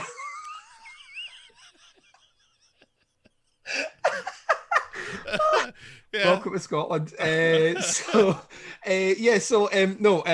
drank a lot of alcohol in my 2.5 weeks off work, to the tune of it was over 50 cans of beer and a couple of bottles of hard alcohol. So I'm trying Wow. to, yeah. When I go for it, Bo, I go for it, right? Like I commit. I don't drink often, if you know what I mean, like drink, you know, have the occasional whiskey here or there. Uh-huh. But when I do, when I know I've got time off work, I make up for it. So yeah, it's just coffee. Just coffee, and there's nothing spiking it at all. If I start getting slurry, it's because I'm Scottish, and that will happen. So So stop speaking, shaming me publicly on a camera. See, you would never have known if the camera hadn't been on. Well, you're going to be able to see all my secrets. I'm going to have to hide this hip flask. yeah, that's the gun in my ankle holster.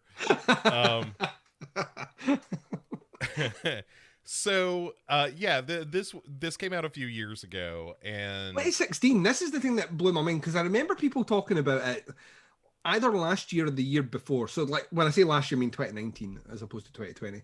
I remember people talking about like Slasher. I think it might have been because it just come across to maybe Netflix over here, and people were checking it out. That I just assumed it was a recent thing. In 2016. I mean, let's be honest now, that's 5 years ago. So a lifetime now, yeah. Yeah, like it feels a lot longer. But the weird thing about it is I could never get a straight answer from anyone as to whether or not it was good until you mentioned that you watched a couple of episodes. Like, people would just tell me they'd watch Slasher, and I'd be like, okay. But they weren't raving about it. They weren't condemning it either, which is always that weird. You know, you need someone to give you a nudge sometimes when you've got 100 things to watch to go and watch something. So, yes. Yeah. So that nudge, and I've had a couple of people lie to me and tell me that it was good. And we will hunt them down after publicly shaming them at the end. Yeah, I've got a list of names at the end of the episode, like a list of stock footage from Grizzly 2. Is you the Steve Buscemi and not Happy Gilmore, Billy Madison, yeah. And you just got like a just crossing marking it in lipstick as you're putting it on. Hello, fellow children.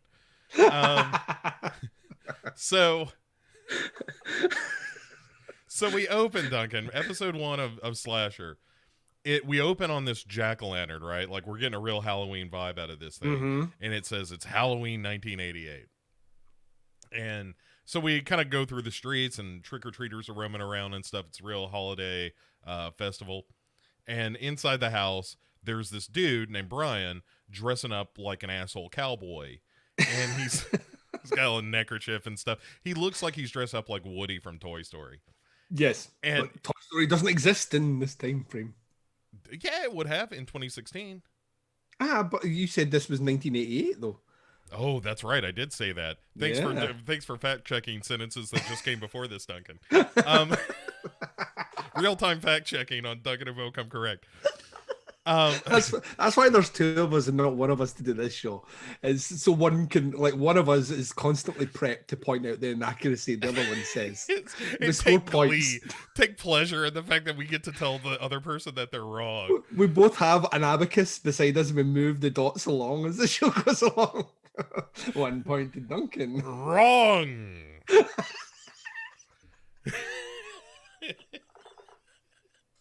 Anyway. So Woody from not Toy Story, clearly, is getting ready for some party, and his wife Rachel is like, look, I'm not going to this fucking party. I'm just gonna level with you right now. Look how pregnant I am. And she is like balloon ball. Yeah, she's the most pregnant woman that has ever existed. Like, like to the point where I'm like, that is this pregnancy? Like, how many kids are you giving birth to? Because it looks like there's 7 in there fighting just now for supremacy. Looks like you have a Highlander tournament in your stomach right now. She's got a litter. and she's like, I would have gone to this party, like I had this Elvira wig all picked out. And he's like, we can do that next year. And she's like, yeah, but I'm not going to have pregnant tits next year. Mm-hmm. And he's like, no, we're Catholic. You will. I promise you that. Catholic twins, baby. Look it up. And And he's like, look, I'll stay home with you. And she's like, no, you go have fun at the party. And then the doorbell rings, and he's like, hey, that must be my pal Alan, who I'm going to go to this party with along with you, my wife. Because exposition is really important in this episode. And so he answers the door, and it's just a dude dressed like a black condom. Yes, this is supposed to be an executioner's outfit, which did make me wonder, had anyone involved with this show actually done any sort of research on what an executioner actually looks like. Because this mask is far too elaborate. They spent money creating this condom-tipped black mask, which doesn't need to be done. We can tin that dreaded sundown this and just have a black sack. Yeah, it could just be kind of Zodiac creepy as opposed to... It would be much more creepier than what we have here, which is like... It's a total rubber mask. Like all it's missing is a zip at the front. Like, it's like a fucking gimp mask. Yeah, this is... We'll get to the crazy sex shit, but like he's dressed for it. And I mean the mask as well. It's weirdly, not only is it weirdly shaped in that it has this kind of, like we said, like the reservoir tip. Reservoir. Yeah. One mind. This is what happens when you podcast for 6 years together. And now we'll move the abacus slot across to twinsies. That's one. Right. And remove one of the anger abaci or whatever you pronounce it. But the thing about it is, as well, is it's just like, he's wearing a giant black frock, right? And this weird, like, the mask doesn't match. It's kind of made of a different material as well, and it's kind of weirdly ribbed, Bo. For his pleasure this time. Yeah. Once again, I was just going, like, 1, where's this come from? 2, did you buy it? 3, did you make it? That throws up questions. 4, why you even dress like this? And the biggest thing is, like, why his friend doesn't instantly ridicule him for showing up the door dressed like this, because our main man here thinks this is his buddy. To the point where, like, I am going fucking nowhere where you dress like a giant walking black condom. You go to this party yourself. And just immediately, like, turns his back on this guy's like, come in, I know you haven't said a word and you're acting creepy, and you're also not the same height as the gentleman I was expecting, but come on in.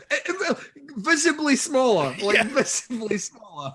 Here are my car keys. My wife's in the other room if you need to attack her. She's pregnant, by the way, so she can't run far. Yeah, she's really small steps these days.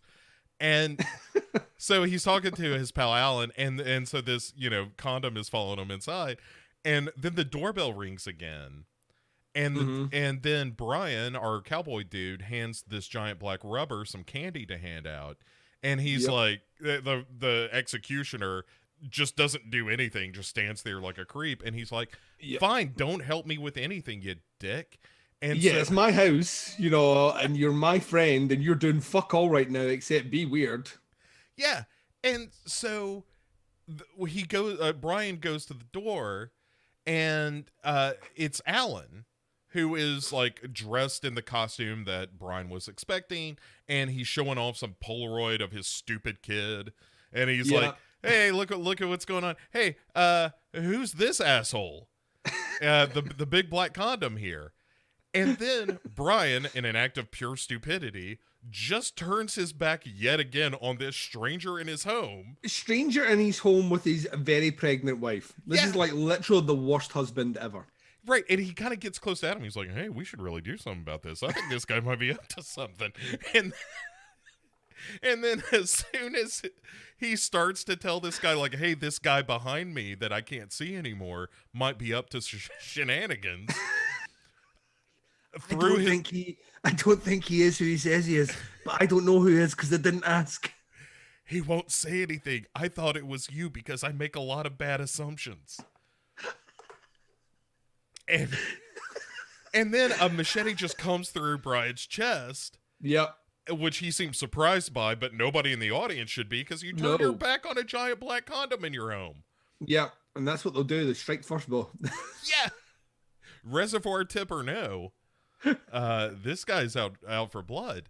Not semen, the way most condoms are. No, he's interested in a whole different bodily fluid. Yeah, but so this machete goes in and then carves right down. I mean, like right down through his lung, So we've come in just about where his heart is, and right down through his lung, and then right down through his kidneys and possibly his intestine, and then comes out just saying you're dead at this point, right? Right. Yeah. This is instant death. This is, and not only that, it looks like it may have hit through the spine as well, so you're also paralyzed. Hit but no, on a stick. He's the guy falls down, and then he starts doing I'm not dead, I'm just really badly burned.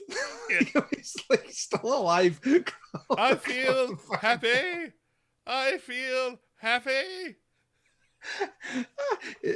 It's just a scratch. So like we get this, and then for no reason at all,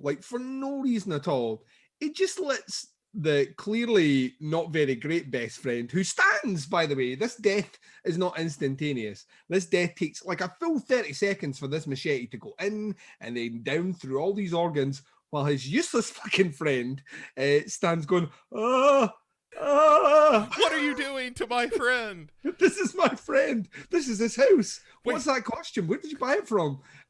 Why do you look like a giant condom? Executioner, you say. I didn't get that when I first looked at it. No, I didn't. But now you mentioned it, it kind of makes sense. Yeah, I get it.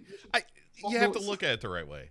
But like, it takes ages, and he stands just, and all this noise doesn't arouse the suspicion of any of the neighbors. This is a small community, by the way.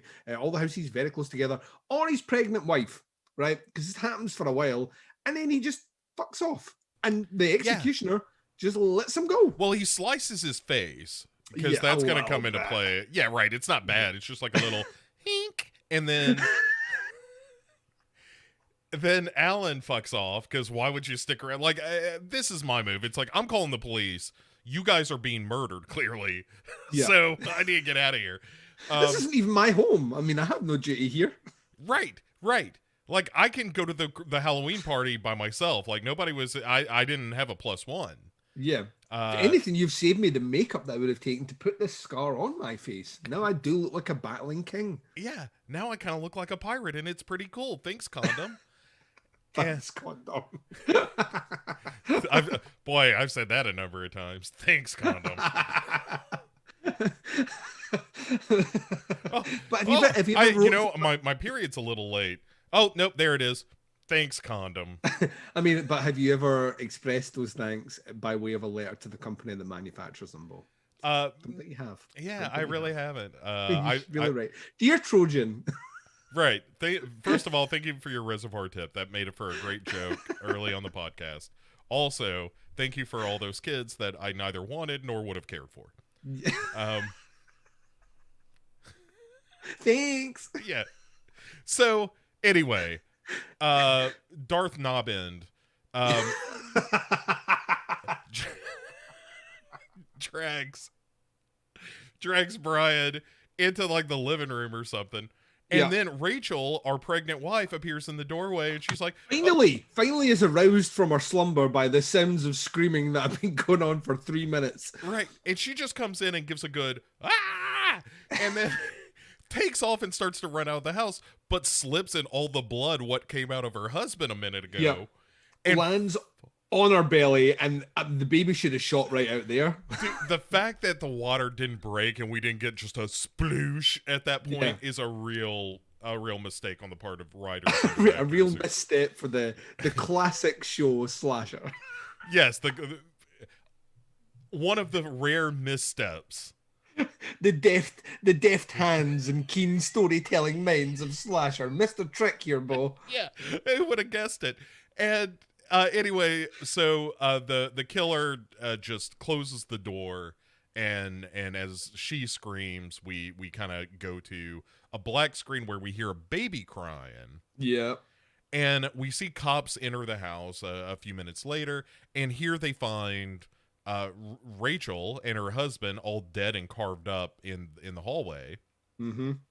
And then inside is just this dude who we will later learn his name, Tim. It's the most unassuming executioner's name ever. Yeah, they call me Tim. And it's short for Timmy or Thomas. And he's just in a rocking chair with this newborn baby. And the cops are like, uh-oh. I think he's crazy. And then we cut to some slasher credits. Yeah. And then we move, Duncan, to the present day where we meet our heroes, Dylan and Sarah. Right. This is like, now I get that. See, I'm down with the American Horror Story. I don't know if people know that, but I really am. And what I love about American Horror Story is the fact that they pick a theme each season for their anthology, and they really kind of drag in as many different sources as they can. So if they do a slasher season, which they have done, for example, they pull in a ton of different movies, stuff, and all the rest to bring it all in. And they tend to, they sometimes do it a bit overboard and a bit OTT, but they tend to avoid massive cliche in the way that slasher is happy to embrace. Because, like, our arriving couple here, who are returning to essentially the scene, they bought the house, the old murder house. Like, or did they buy it or inherit it? I was kind of unclear on that. I thought well, if they inherited it, it must have been lying there empty for ages because she's grown up. Yeah, and her parents are dead. Like, so like her parents died then. So right, and she's too old for it to have been a trust situation where, like, you get the house when you're 18 or something like that. So instantly, both me and you both are confused at the logistics of this, which means that they haven't even bothered to, like, they're just like, yeah, she's returning to the house. So she's moving back into the house that her parents were murdered in, and this is a cliche and a trope that I hate.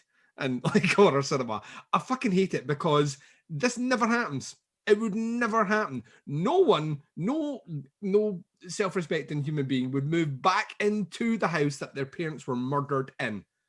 Right. It just wouldn't happen. And this is the tip of a very deep iceberg of things that are questionable as fuck in this story. Like, Sarah really in particular makes mind-boggling decisions every step of the way. Oh yeah, she's like, I to the point where I'm like, did they like have like a choose your own adventure list of cards of actions she could do, but made choices based on the roll of a dice? It's like when you replay Mass Effect and you're just an asshole all the way through it. It's like, hey, I'm gonna play this character as stupid as possible. And that's the NPC behind Sarah. But so they're in this car on their way to the murder house, yeah.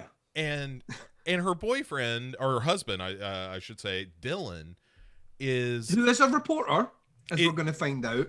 Freelance reporter turned editor-in-chief, like you do.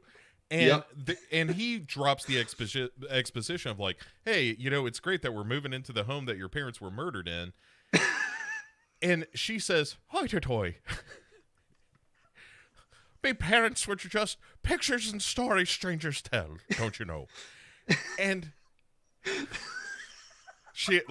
the actress is Irish, and this accent that she is trying to wrestle with throughout this show is out of control. Yeah, it changes scene to scene and mid-sentence. And not only that as well, she kind of looks a little bit like in a certain light, if you squint your eyes, she looks like the chick who... Morgan Webb from G4 TV? Yes. No, the Star Wars, the new movies. Daisy Ridley. Yeah, she like really fucking does. She really, to the point where I was like that. When did Star Wars? I was trying to do the chronology in my head of, did she do this first and then do Star Wars? Because the other way around makes zero fucking sense. This is how we found her. But like she does a little bit. But yeah, you're right. This is the thing that frustrates me. If you hire an actress to be in your movie or in your TV show, and she cannot do the accent that everyone else does around her, just write in the script that she grew up living somewhere else. As simple as it's not difficult, and that way she doesn't have to act like she's trying to desperately pronounce every word, because she's still there's a couple of pregnant pauses in here where she's clear like how do I say an A again? It's just like right in the middle. It used to drive me up the wall all the time with Van Damme movies. Like when they were just like, just make him Belgian. like in your movies, What? I know Yes. you have to make him American because he's an American star and it's an American movie, and Americans will only watch movies about Americans. Right? I understand that, but let's just say he grew up, and then they finally realized that, and then it was interesting watching the movies to see how many ways we could segue in a childhood spent in Belgium. You know, like, Why not do this here, where she's like, "Oh, it's weird. I didn't met you when I moved back to Dublin. I did, you know, yeah, like something." Our mum or dad has a sister or a brother who lives in Ireland that she had to go and live with to be Sure. raised. Like any fucking thing, anything that distracts me from the fact that she cannot pull off the accent she's trying to do. Yeah. And so anyway, she says, you know, me parents are just folks in pictures and stories strangers tell. And after all, it's a free house. And so they arrive in this town of Waterbury. Yep. And they pass by a newspaper stand where the headline of the local paper is like, "Daughter of the worst massacre ever is returning to town, everybody." Literally, it is the full gossip of the town. Like everyone is now going to have their own little say over how wrong it is that she moves back. Yeah. It's a very judgy town. like really, like literally, if that's your like opening headline in your papers, I argue that not a lot's happening in your town. Yeah, somebody got the judgment ring. Is running the local paper, apparently. Judgment! Humility, honor, judgment. So, anyway, they get to the house, but before they go inside, Sarah's like, "I just want you to know, it doesn't matter what happened here before, only what we do next." And then they start getting a little flirty, and Dylan is like, "Yeah, let's get it on right here in the middle of the yard. Who gives a shit? This is our house now." This is our yard. This is our fuck yard. We shall fuck here. And also, Duncan, following one of the grand traditions of this here show, they ought to be fucking. They should be fucking. Like, and trust me, like what we'll find out very, very quickly is that it turns out this house had a lot of fucking happening in it. Not with the people you would expect, but yeah, they decide to like, have a romantic kiss to celebrate the start of a new life together in a new house. And fucking judgy fucking preachy pants across the road tending to our garden. She's like, is it Mrs. Deagle and Gremlins? Yeah, her name is Like- Vera McBride. Is this Vera character's McBride. name? Like, do we all have Irish names here? Yeah, everyone. She's a fucking redhead as well, right? She's the most Irish of all. Right, they're just out Irishing each other. You should be ashamed. Oh, you should be ashamed. How should I? I should I. So, but yeah, Vera McBride comes out of her house and she's like, "Have some goddamn shame." And I love the fact that he's like, is she serious? Right. And it turns out she is. Well, Yeah, and she's like, there are children who live in this neighborhood. There's a death curse on that house. And ooh, this house is a death curse. yeah, crazy Vera just, "Oh, that house has a death curse. It does." Oh, crazy Vera How is the did- best character. How did crazy Vera get in our pantry? I Holy can't wait till she's found dead in your pantry. That is the weirdest part of the original Friday the 13th, where Crazy Ralph shows up in their pantry for no good reason, where they got to shoo him out like a rat. Like, "Get on out of here, Crazy Ralph." Yeah, it's like he's like, "I don't think they took my threat in the town centre seriously when I mentioned this town has a death curse. You know what will back up and legitimize my sentence? Appearing from a pantry." Also, being Pop-Tarts. discovered in the pantry, because he doesn't open the door and go, "Aha, it is I, the Oracle, Crazy Ralph." He right. opened the door and how long has he been sitting in there for? It's like it's like the native people from Crystal Skull that hide in the columns and are just waiting for somebody to come by. Like Crazy Ralph is like following in their footsteps of. He's in that Sometimes- pantry. He's checking his watch as well because Mrs. Crazy Ralph expects him home for a nice kipper dinner. And he's It's a death curse, and also the roast is out of the oven at 7. I've rearranged all your tins. That roast has a blood curse because I like it medium rare. But like, is this freaking cranky? Like, instantly I'm like that, right? She's going to be a character we're not going to like. Yeah, And don't worry, Duncan. Don't you don't have to wait too long. like they double down on this hard and fast, right? So they're not like, we'll get to it, we'll draw out the mystery of what her issue is over a few episodes, and they're like, no, can't be bothered. This is a show that almost immediately pays off everything it sets up. It has no patience for narrative. Which like, tension. I don't dislike. I will say this about this particular episode here. Like, Slasher do not give a fuck when it comes to just straight up murdering people. Which is he pro to the show, but also a huge fucking negative, because you are in a town where a serial killer murdered like this lovely family, maybe, and apparently also performed a cesarean and removed the child, cleaned off said child, and then sat swaddling and coddling the child until it went to sleep. This has happened before, yet murder is going to happen in this town really quickly. And what is like baffling is how unperturbed the police department are by the whole fucking thing. Yeah. Put a pin in that, because we are going to talk about the efficacy of the police in the town of Waterbury, which is zero. But so Vera McBride is like, there's some kids in this neighborhood, don't fuck on the lawn, and Dylan is like, well, let's give her a show, but they end up going in the house, and so inside she does say there's lots of rooms in there to do it, and I'm like, that, yeah, I mean, she's not wrong. Right, yeah, sounds like a challenge. and they are up to the challenge, or at least Dylan is. So inside, like, Sarah goes in and they're looking at that entry hall where her parents got butchered up, and she's kind of pausing there, and then she's like, let's go explore the rest of the house, there could be a leprechaun. And so she doesn't say that, ladies and gents. Don't listen to Bo. She doesn't mention a leprechaun. She does say, let's go exploring, though. Mm-hmm. You can trust me. So, but right away, as you said, they're pretty much like, hey, we should be fucking. Duncan and Bo are right. And so she's like, hi, Tutai, we should be fucking. And so they go upstairs and they're fucking in the master room to see if that's the right room for their bedroom. It's like Goldilocks and the Three Bears. They need to find the room that's just right. Yeah. When the sun comes in, it hits my back hair just right. Yep. So there's some close-up shots of like backs and faces, and then Sarah comes, so good for her. And then well done. Yeah. Well done on him, actually. Right. Get the job done, son.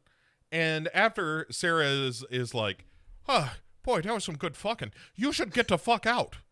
And he's like, what? And she's like, yeah, weren't you supposed to go to that paper of yours? Mm-hmm. And he's like, yeah, but we were just fucking, and we could do that again if you want. And she's like, no, you just go on and get the hell out of here. I'm gonna go explore the town. Maybe visit that fella Cam I know. And he's like, who's Cam? And she's like, don't worry about it. A guy that maybe I fucked back in the day, or maybe I didn't. And he's the one I inherited this Irish accent from. So it was a curse that was passed along. It follows. Like, she slept with him, and then she had the curse of the Irish accent. Right.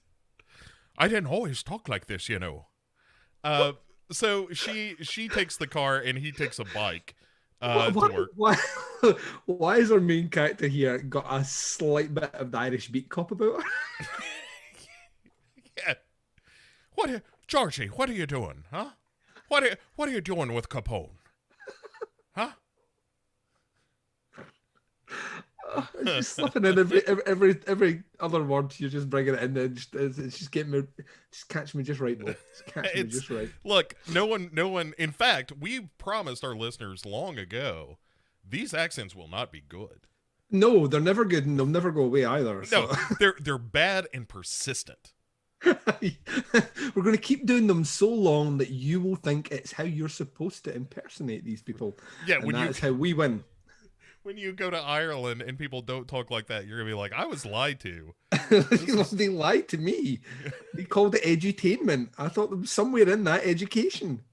I mean, there's some, but not much. It's enough. No. It's legally enough to call it edutainment. Yeah.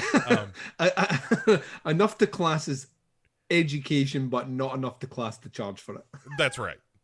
It's It's not master class level. It's more like novice class, which is free on YouTube, just like this. So anyway, speaking of the police, there is a crazy woman wandering around in her night clothes. Yep. And the crowd of Waterbury, the populace, is just gathered around to see what this crazy nutbird is going to do next. Yep. And here we are introduced to Cam, who is the police officer, or a police officer in this town. And this woman who, I think her name is Mrs. Peterson. Could be anything. Cam is just like, hey, you want a blanket or something? And she's like, have you seen Muriel? Have you seen Muriel? And he's like, no, I think she's dead or something. And you're crazy, I think, but you want this blanket? And then this crazy woman just kind of wanders off of the crime scene. Mm-hmm. And everyone just kind of forgets about her. They all just like, all right, well, I guess she's up to her old crazy tricks. Best not to get involved. And Sarah just comes walking up to Cam in the middle of this, theoretically some sort of crime and or there's no like nothing to see here, don't cross the line. She just walks up, hey. Yeah, it's just crazy lady wanders off, Sarah walks in, and they do this walk and talk about her like opening a gallery in town and shit like that, and they clearly knew each other when they were kids. And she says, listen, pal, I want to go see this Tim Winston fella. Yeah. He's the fellow what's accused of murdering me parents, Right, so this is the second, let's put a pin in this second. Yes. Like, this is the, like, as a storytelling premise here is, just is pushing the realms of believability to breaking point. Is she's just moved back into the murder home, and now she wants to go and meet her parents' murderer. And it's like, what? Yeah, who is just right around the corner. He's like in the building next door. He's waving out the window. He's like, hey, Yeah. see from a window. Yeah, he looks up in the window. Did you mean me? Oh, let's not get into the clear. Yes, we'll get there. That impression is 100% done. Hello, Sarah. She transitions. Do your father stink of a lamb? You normally wear Axe for women, but not today.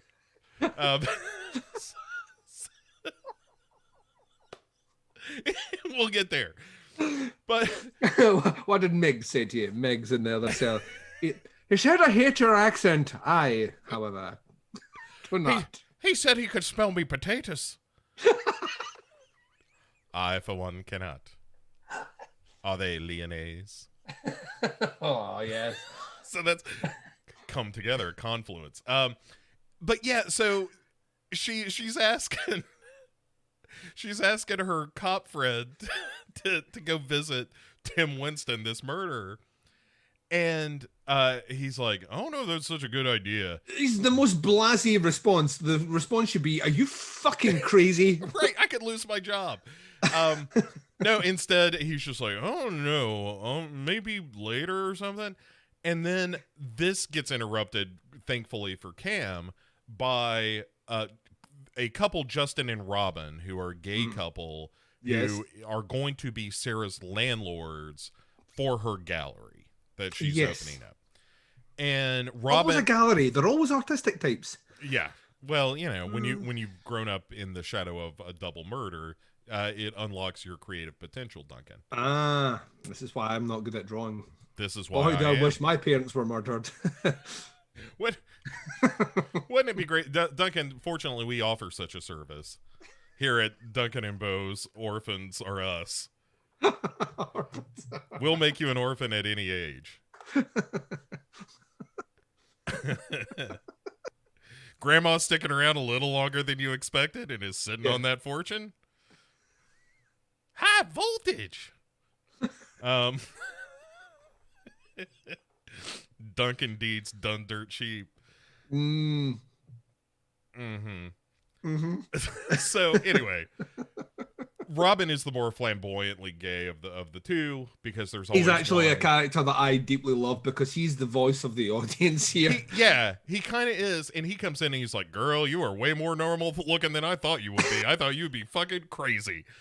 And she's like, "Listen, you don't happen to know about anything about my neighbor. She seems like a really wound up bitch, if you ask me." And they're like, "You mean Vera McBride? Oh shit, girl." And then Justin, who isn't as flamboyant, is like, "Look, she's just this lonely old lady and she's harmless." And then Robin's like, "But annoying." Yeah. He is so over the top. It's the one character that's having fun. Yeah, he does literally say to her, he's like, why the fuck would you move back into your parents says, everyone wants to know, it's the talk of the town. I'm like, yes, this is what everyone should be saying to her face.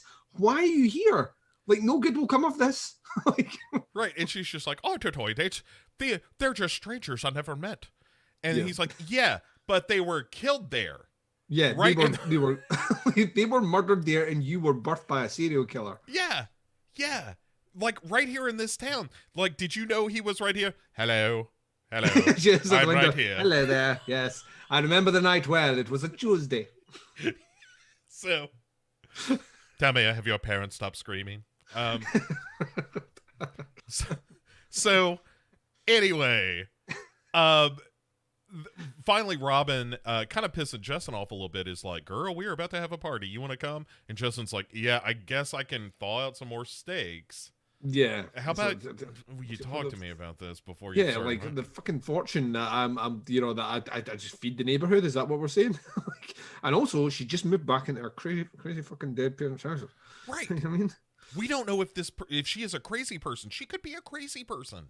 Yeah. And so she goes into the gallery. They take off. Dylan shows up to this newspaper where he is now the editor-in-chief. And it's just a room. It's a brick room with a couple of tables. It is not too dissimilar to the room that The Edge broke into at the start of Money Plane. Or the one that another Edge sang the song Numb in. Yeah, oh, hey. Boran stuff.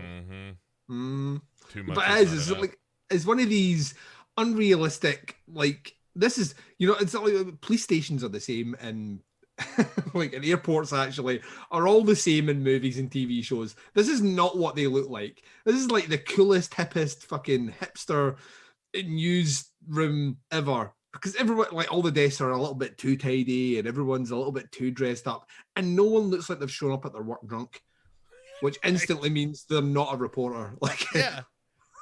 like, and so there's this hot lady named Allison who may or may not be Dylan's boss. I'm not exactly sure what her job is. Well, yeah, because like at first I thought, well, he's the editor-in-chief, so he's responsible for this, but she seems to be pulling all the shots. Either that she is the most ballsy employee ever. Right. Like, vying for position from the fucking start, because she just seems to be busting his balls from the moment he comes in. Right. She's got a lot of resumes out right now. Like, she doesn't plan to be here for very long, so she's like, fuck it, I'm just going to say whatever I want. We'll see how it goes. Because you're right. Like, as soon as Dylan comes in, it's like, I'm not really crazy about my wife being on the front page of the newspaper because of her moving back. And Allison's just like, look, I don't know what you learned in J school, is what she calls it, which made me want to punch her. But I don't know what you learned in J school, but when because journalism's a big word for a journalist. Well, you like to shorten things up. It's all journalism by tweet now. But she says, like, hey, when the victim of the town's most gruesome murder moves back into the town's, like, haunted murder house, yes, it makes the news. I'm like, all right, I'll go with you that far, Allison.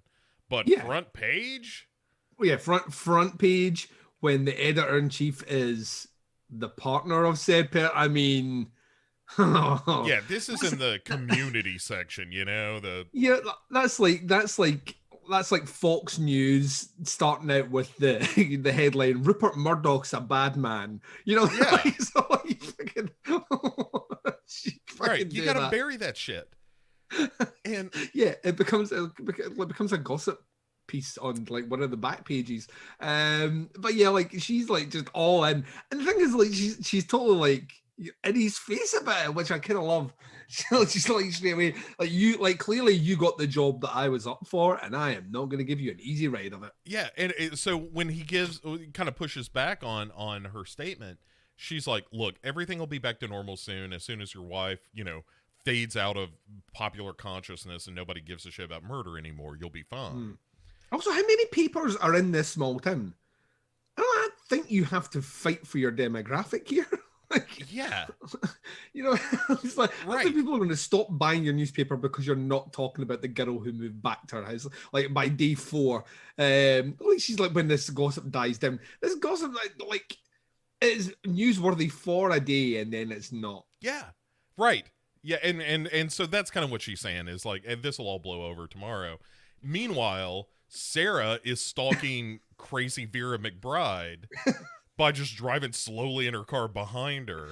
Yeah, like she's about to kidnap her or something, and then finally pulls up and rolls down her window, and she's like, "Hi, Toy. My name's Sarah. I lived in the house next door. We almost did it on the lawn earlier."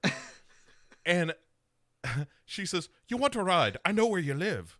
Which is kind of its own veiled threat. Mm-hmm. And Vera completely shuts that shit down, where she's like, "Apple doesn't fall far from the tree. Your mother was a whore." Yeah, and like God struck her down. And you're like, "Whoa, lady."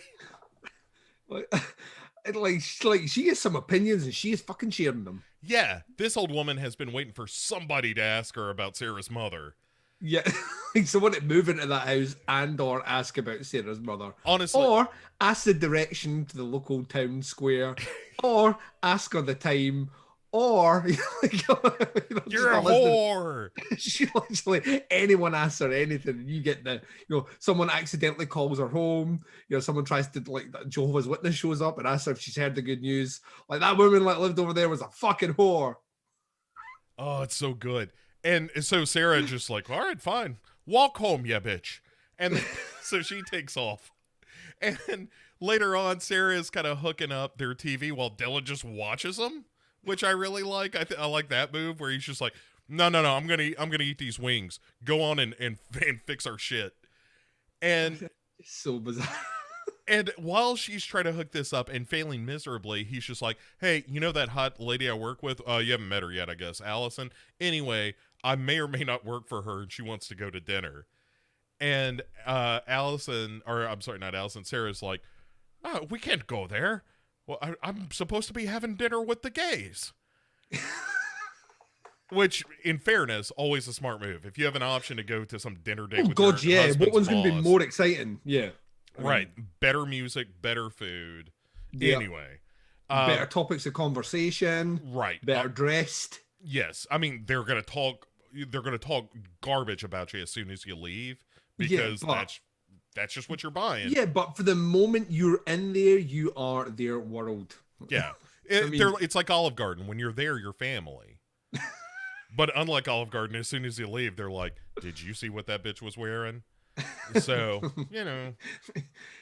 Did you see him have the third serving of breadsticks? Yeah, listen, fatty. How about you lay off the carbs? It's like... Breadsticks and cheesecake? Really, Carl? All right. It's your life. And waistline. It's the episode of Simpsons where like Homer goes to the all-you-can-eat Captain's Seafood place. And he's not human, I tell you. Does that sound like all this man could eat? When they have him on the stand and he went to 2 other buffets after. Oh, man. It's like The Simpsons are a pretty funny show. Anyway, so Dylan is like, "Nah, you're plugging in the HDMI cable wrong. And I'm about to get a game console, so you're going to need to switch inputs and shit." And Sarah's just like, "Hoy toy. Listen, enough about your fantasy game consoles. We don't have that kind of money. The only reason we're living here is because it was free, don't you know?" Yep. But she's like, "Hey, do you think that Vera next door, you think she hates me?" And also, He looks at the window and she's standing on the other side of the road mouthing the words, "I fucking hate you." Right, like just across the way, like dragging her finger across her throat. Yeah, giving her the stink eye and whatnot. And I'm gonna kill you.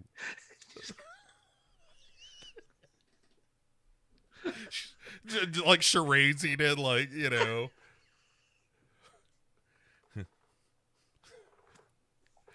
Sorry, visual joke there. Sorry, everyone.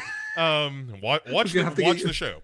We're gonna have to get used to this split medium. Yeah. So anyway, there was some charades happening. You watch the show, you'll enjoy it. It's available on YouTube and YouTube.com/Legion Podcast, Twitch TV Legion Podcast. Anyway, so but while Sarah is bitching about all these HDMI cables and Dylan is not helping her at all. No, he's actually surprisingly bad at all this shit. Yeah, when she talks about Vera thinking that she's the spawn of Satan, the word spawn is one that this actress has a real problem with. She cannot get the spawn. No, spawn. Pom. And it just gets totally out of her control. Like the reins have come off the accent during this scene. It was one of my favorite moments when I was first watching the show, because it was one of the first times where I was like, she is not only is she not American, she is not North American. Yeah. You know, she comes from a different land, Duncan.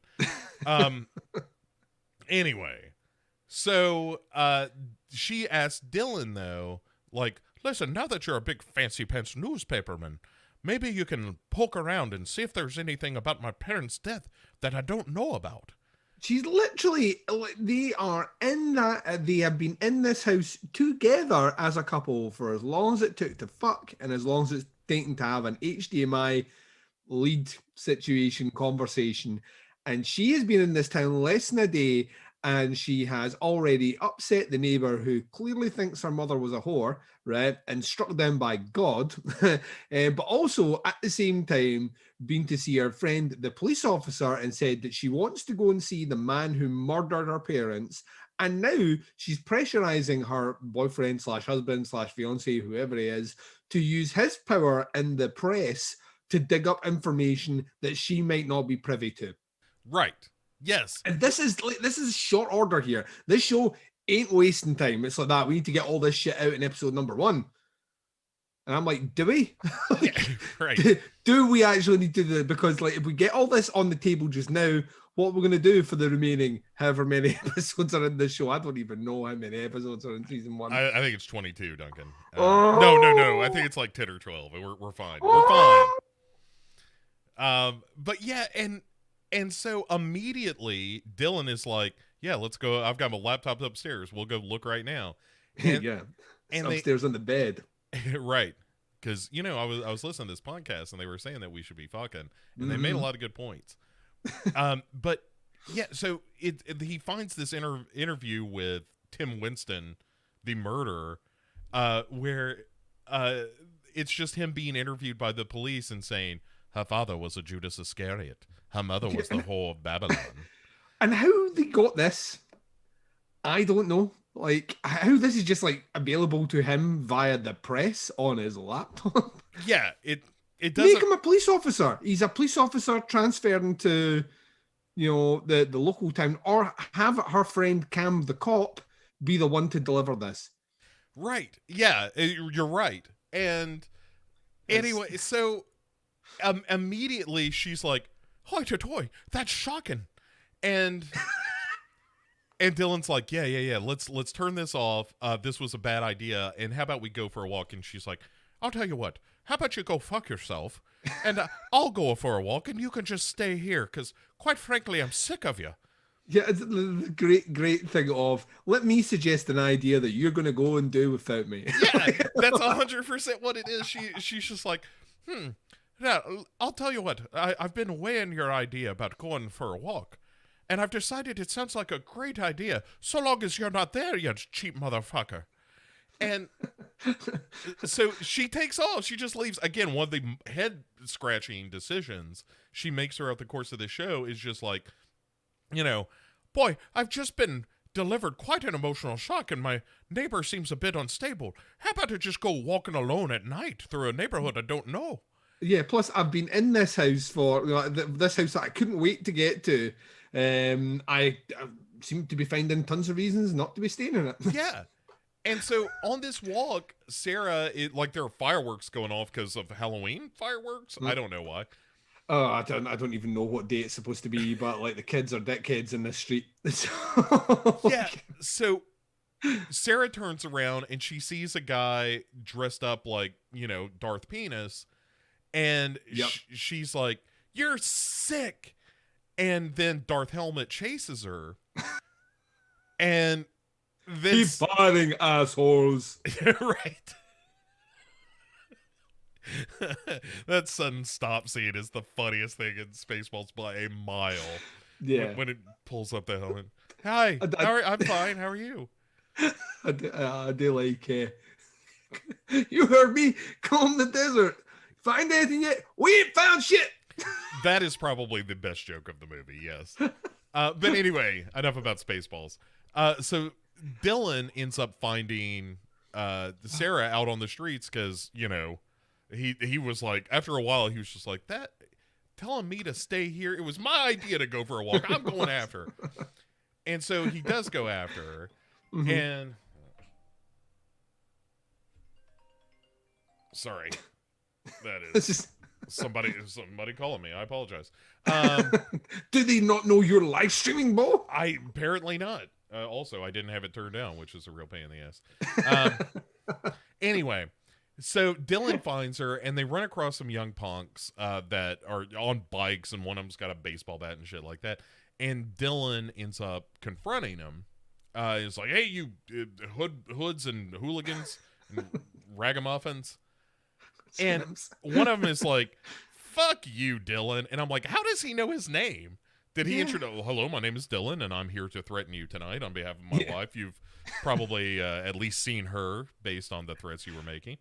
Yeah.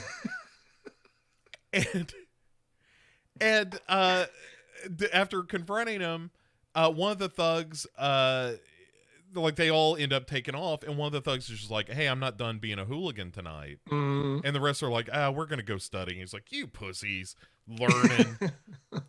Studying's for losers. Right. And so he grabs the baseball bat out of one of his friend's hands, and he's on a bike, and he's like, "All right, you guys go get educated and stuff. I'm gonna go knock down some mailboxes repercussion free." And so that's exactly what he does. He goes biking through the town, knocking mailboxes off the poles. And then he literally runs into Black Schlong.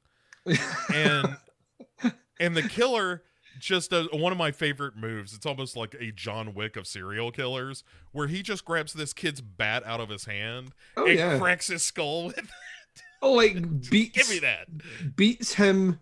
Takes a baseball bat off him and then beats him to death. And I'm like that. Well, I give you credit, Slasher, because I did not think this show was going to do this. And then, as if the show was like that, if Duncan, if you love this, you're going to love this. We then cut to a scene of him walking up an empty residential street, houses on both sides, just dragging this dead body in full costume, just dragging the dead body of this kid behind him like it's a sack of potatoes. But it's like a sled that you've been out and it speeds down, just up the middle of the street. And I'm thinking, one, this isn't too late because she's been out for a walk. Plus, there's a whole lot of this night still to happen, as you will see. But yeah, she's just fucking walking with this body behind them all out the street, and I'm just like, what are we watching? What's going on? So, and there's one other mention of this kid later in the episode. It's like, oh right, that kid. Yeah, that death that happens in this show that we don't revisit. Yeah. So all right, so Sarah then goes to visit Horrible Lecter, as I've called him. Because the other thing we're saying is no news happens in this town. Do you know what's front page the following day? Child missing. Yeah. Which it kind of is, but we just don't ever see that. We don't see it. That's what. Yeah. That's the thing. Like that should be the talk in the newsroom. Yes. That should be like there should be a hive bustle. Like she should not be going to see the serial killer because the police are busy. Like like actively busy. We don't have time to give you this.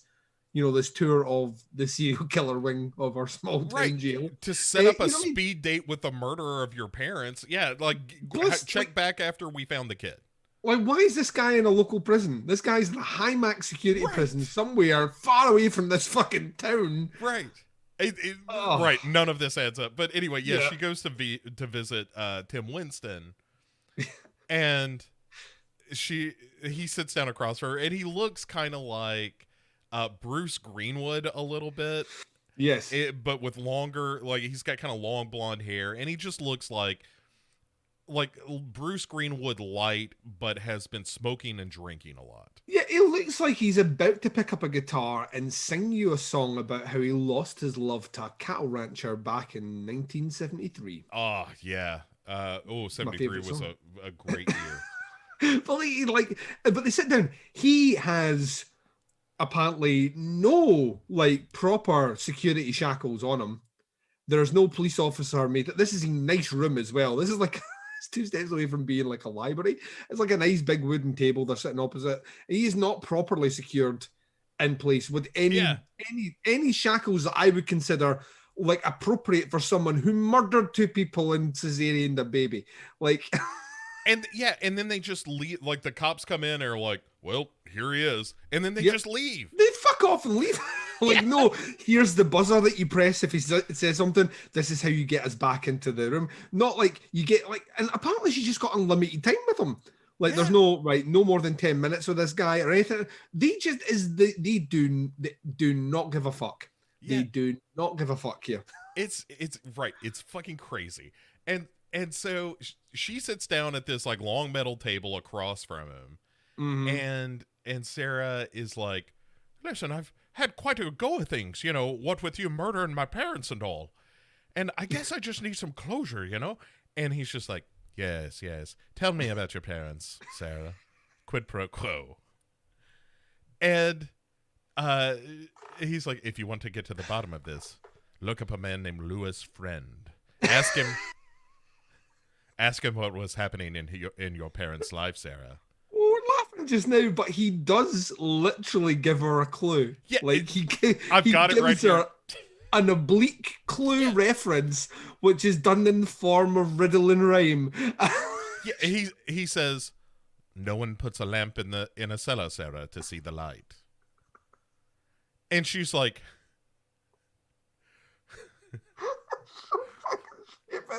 "It's so fucking stupid. This was a mistake. You're an asshole." And then she just fucks off and leaves, and with no discernible reason. Like the minute that he starts to, I guess, tell her the things that in theory she's been asking about. Yeah. She's like, "I've had enough." And then leaves. Bill to the shit, and then she's out the door. And the whole thing is bull to the shite. Yeah. Once again, why does this from a storytelling point of view, why does this need to come from him?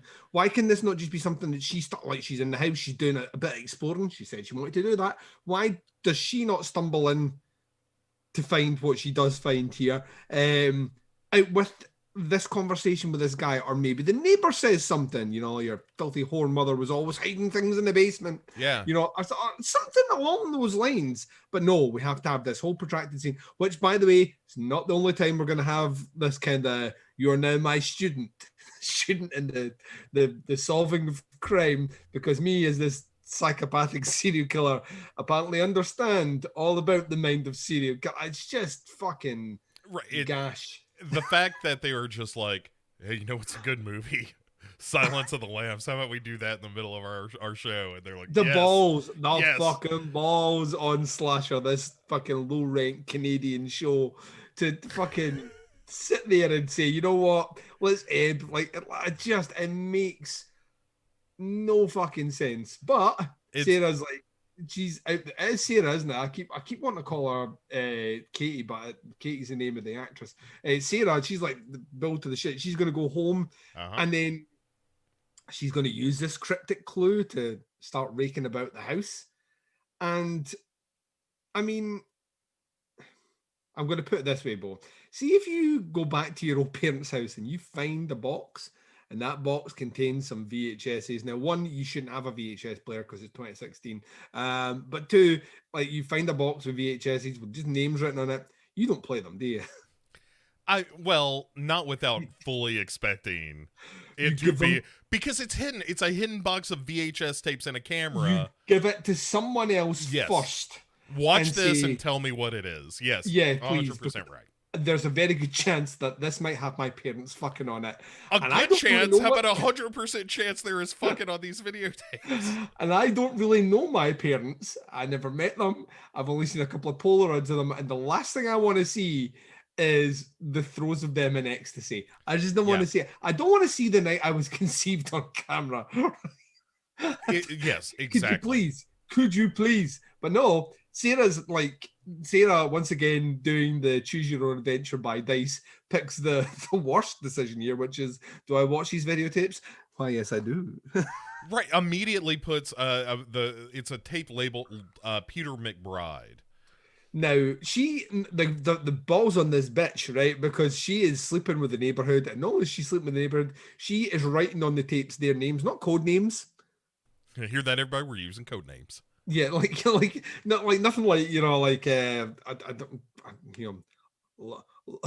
Long John or something like anything on that could be, or Misk. That's a good one. If you put Misk on something, people think miscellaneous. You don't want to watch Tag miscellaneous stuff. Yeah. Women's problems. Yeah. Oh, I don't want to watch that. Like you put anything on it, like you don't put the person's fucking name on it. Right. Yes, you are right. That is bad sex tape etiquette.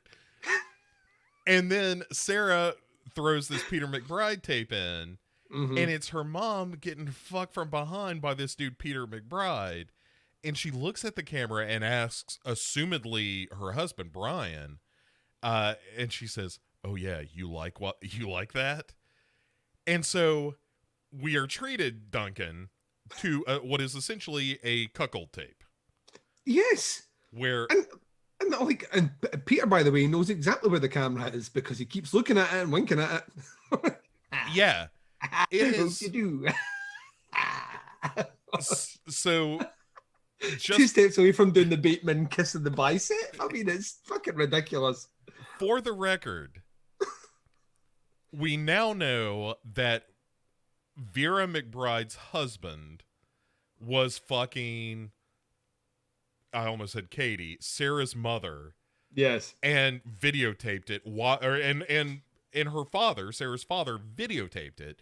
And there are, conservatively speaking, 50 VHS tapes in this box. Yeah, which instantly now makes me on the side of Vera McBride. I'm like, that maybe she was onto something when she called her mother a whore that got the smite of...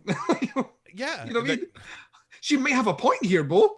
Right. It's like Kiefer Sutherland in A Few Good Men. Like, she acted that without Anna, and God was watching.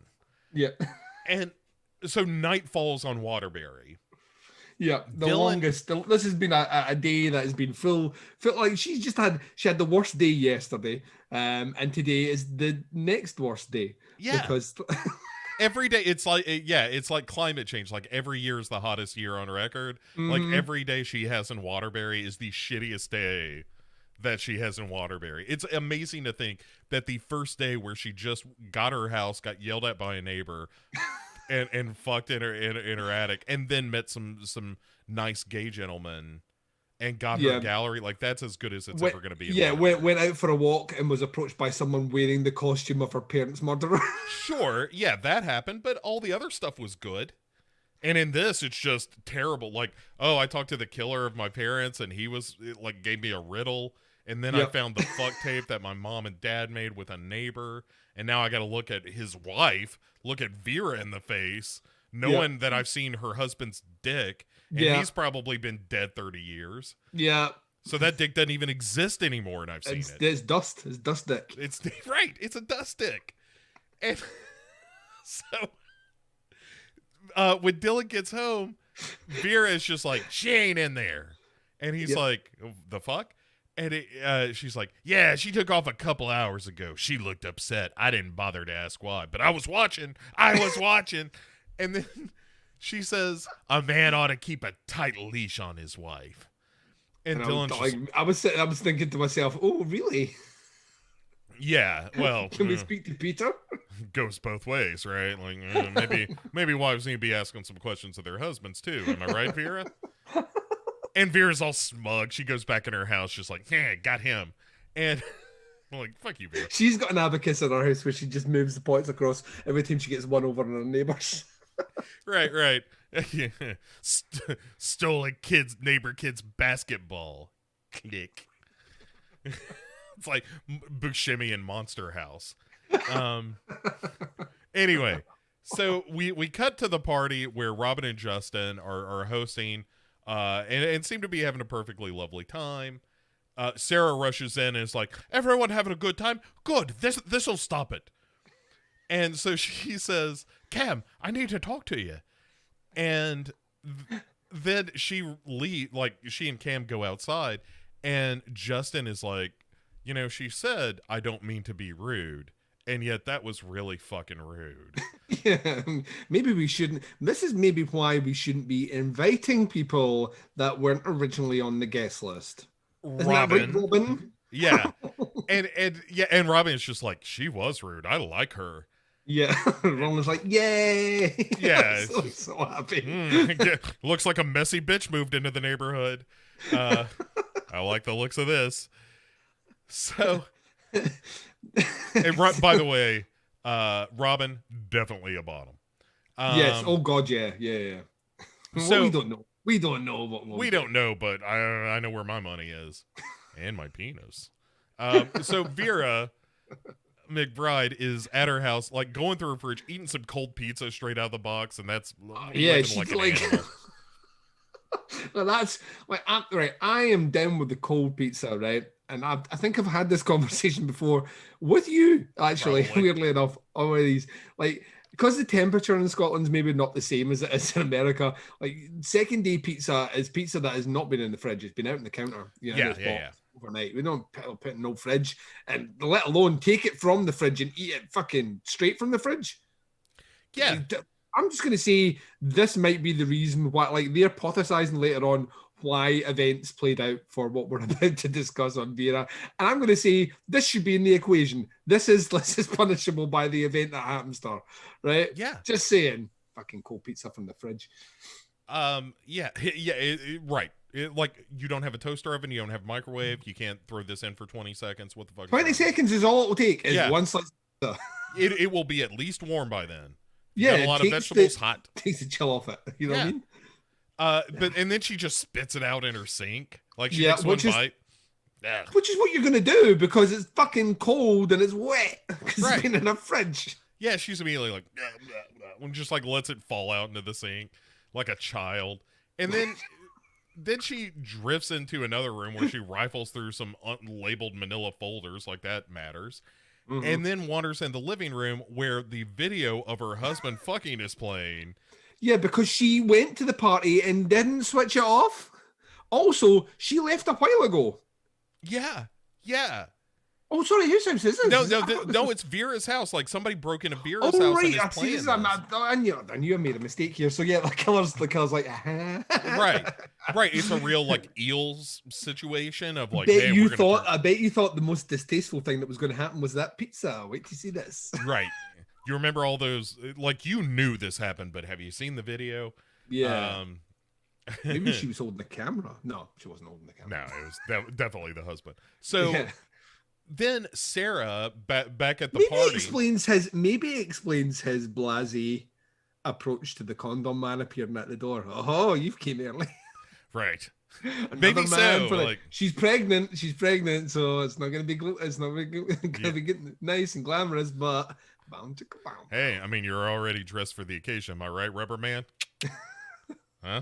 And you come here, have a handful of sweets to give to kids. Hey, we got a handful of poppers and some cocaine. in the main room. So if you want to get down, we don't know whose kid this is. Let me just say that. Poison. Well, I think that's maybe something yes. that's going to come out from this. So 100%. Like, yes, she will turn out to be some probably the killer's kid. Tim's. It's gonna be Tim's kid. Oh, that would be awesome. I'm telling you, it's already setting up that like I can see the issues. All right, shut up. We'll do predictions here in a minute. So, but so Sarah is showing Cam, the cop, like a still video. It's like a picture she's taken from this video, and she's like, "Hey, do you know this guy?" And it's the guy fucking her mom without the fucking her mom part of the picture. And Cam is like, "I'm not sure, but I think that's Peter McBride, and he skipped town around the time your parents died. But that was just a coincidence and not a matter for law enforcement."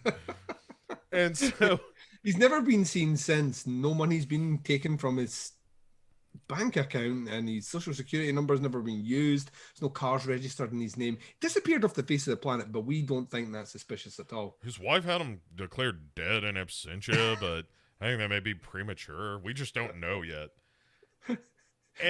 And then she kind of tells him, like, "Look, this picture was on a fuck tape I found with me and my parents and this Peter McBride fella." And Cam's like, "I didn't know anything about that." And she's like, "Yeah, I didn't think you would, but don't you think that this is, a clue?" And Cam is like, "Some things are just better left undisturbed, Kathy." And she's like, "My name is Sarah." And he's like, "Whatever. I got a lot on my mind right now." And meanwhile, back at Vera's house, she can't stop watching this video. Oh, she's just like... I think she's learning some things about herself, Duncan. I think she was like, "This is horrible, but hot." Yeah. I remember when he used to take me just like that. Right. And so finally she takes out the tape. And then we cut back to Sarah, who is once more walking home alone. All the time. Right. All the time. What could go wrong? I've only been viciously assaulted the once. Uber existed in 2016. I'm just saying. Not in Waterbury. Maybe you get a lift. Yeah, like there's taxis available. Is what I'm saying, right? Yeah. You ain't just walking everywhere. And I mean, maybe it is a tiny place that you can walk everywhere, but she takes a fucking sweet ass time getting home here. But like, yeah, so like, but Vera's like, how much of that tape did Vera watch? It would appear quite a bit. All of it in a second time. I think that there were a couple like. And she had to sit for the rewind on that because that's a VHS tape, Bo. She was being kind, Duncan, and rewind. So Sarah's walking home. She's very upset, and Dylan finds her and is like, "Come on home, baby." And later on, he's kind of comforting her, and she's like, "Hoy toy, I didn't know my father was Larry Flint. My mother was Linda Lovelace, don't you know?" The pervert is back. I wonder if he was going to make an appearance. Yeah. The pervert. I'm shooting the video. And anyway, so Dylan is like, "Look, here's the thing. That's real fucked up. Nobody's arguing that point. But it just goes to show that your parents were kind of weird and fucked up just like everybody is. It's going to be cool." And then he takes her home and he's like, "Look, baby, I know that you just found out these horrible revelations about your family, but I got to go to the paper on account of this missing kid that you probably forgot about." And Sarah is like, "Should I go talk to the Vera? We're kind of bonded now, what with me having seen her husband's dick and all." Yeah, how do you approach that conversation? Like, you think about it from her perspective. This is how fucking broken a character she is, right? She's one, like, in the career path of bad decisions, right? She's like every decision is the worst decision because she's now seen this and she's now like, well, maybe I can understand why she's been angry and said the things that she had with me. So I'm going to go across and bond with her to let her know I've seen the videotape that you would think Vera probably doesn't know about. And And what we're gonna both bond over the fact my mum was a whore. I don't know. Right at like 10 or 11 o'clock at night, At night? conservatively, like knocking on somebody's door and being like, "Look, you know how your husband fucked my mom a bunch. I thought we might talk about it." It's just, and how is that going to play out? It's going to play out in a great conversation. I mean, she's going to love that. I mean, it's just like She's gonna get hit with a goddamn frying pan. like why? Like I feel like everyone that is having a conversation with Sarah in this show should be going, no, That's a terrible idea. Yeah. And Dylan kind of says that. He's like, just wait till tomorrow, okay? Yeah. Just don't do this tonight Sleep because on it's it. late. Yeah, right. And so he fucks off to the newspaper or whatever. which is still open at this time, really. Even with a missing kid, really. Yeah. Small town newspaper, really. Hey, we got to pull an all-nighter because this kid, is missing. Like, what are you writing? Yes, this missing child is still missing. Yeah, How like long- there's no knowledge here. The police officer was so concerned about it. He was at a dinner party. Right. It also, it's like the development. Like, there's no recent developments to. No. Why could you not have written this same article 2 hours before? Yeah, the development in here is that you're a key witness because you were the last one to see this kid alive. If anything, yeah. that makes you a suspect. Presumably, you left work to go find your wife, Mm-hmm. like to go home and then find your wife, and you find her and are immediately like, I gotta get back to work. Like, this couple is destined for doom because neither one of them can stay around the other for 2 seconds without being like, you need to leave, I need to leave, one of us got to go. All I'm going to say is COVID. Yeah. I mean, a COVID situation, a lockdown, they are divorced within like a day. Oh yeah, no, we've got a COVID fatality on our hands because of a butcher knife. So we cover over to Crazy Vera, who's at home drinking wine and eating candy or taking edibles or something. She's just doing everything to kill the fucking brain cells that retain the memory of the fuck tape she just watched. 100%. Yeah, she is. She is doing what I call the old Hemingway scrub. And somebody starts ringing the doorbell, and she's just like, nobody's home. And then they just keep hammering on the doorbell. And then when she finally opens the door, no one's there, Duncan. Oh, Yeah. Oh. And then later, she's like, I guess it's kids or whatever. And then she goes upstairs. She's brushing her teeth. She's wrapping up, about to go to bed, and as she comes out of the bathroom, we as the audience see that this executioner condom is behind her, and she's just like, huh? Yeah. And then like slowly turns, and there he is, of course. And then she tries to run away because she's old and fat, and he just like rushes her from behind, Black Condom does, and like throws her onto her bed and ties her hands and feet up with zip ties. Yeah, this is stupid. And then he starts sawing off one of her wrists that's tied to the bed frame. Which now means she has a free appendage. Right, Well, granted, she doesn't have a hand, but she does have a limb she can flail about the place. Yeah, but it's just a free Stump stump. him to death. Yeah. Fucking stump him to death. From, like, Squirt blood into his eyes. like, ah! But now she gets one of those cool hook hands. She could have a cool hook hand. So Which will make it even better when she's going, your mother's a whore. your mother's the whore of Babylon. Arg. Arr. And so we cut over to Sarah, who is watching some fake horror movie, and she pauses Because she just looking for pro tips, one would assume. spoke to a serial killer, found out her mother's fuck tape, had an awful experience at a dinner party, had a fight with her husband, and now watch a horror movie to cap off the great night that is my life. You In know, the house that my parents were murdered in. as much as I love horror movies in that scenario, I'm going for a light comedy. I just am. Yeah. You're watching fucking, you're like mindless comedy. Anything that is guaranteed to get a chuckle. Yes. Yeah. And, Like you do not screw fucking stupid show. Ah. yeah, I want to watch something that's going to really get my blood pressure up.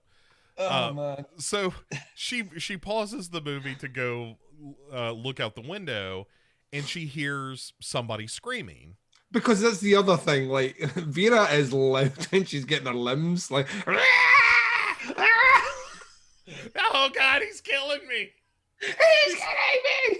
He sawed off my arms and my feet. Huh? I think somebody's in trouble. Get over here. He's got one of my hands and feet off already. She's using her stumpy arms as semaphore signal. She's like, yeah.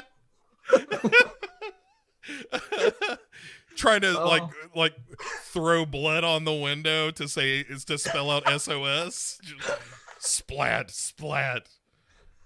oh, It's man. like getting stranded on a beach and making an SOS with shells.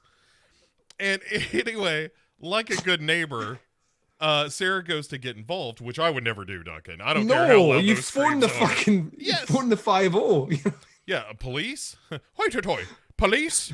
And anyway, so Sarah sees somebody moving behind the curtains in the upstairs of the McBride house. And so she goes to the porch and she rings the bell and she's like, Vera! And what has become of you? Doesn't anybody else here feel the way I do? That's Pink Floyd.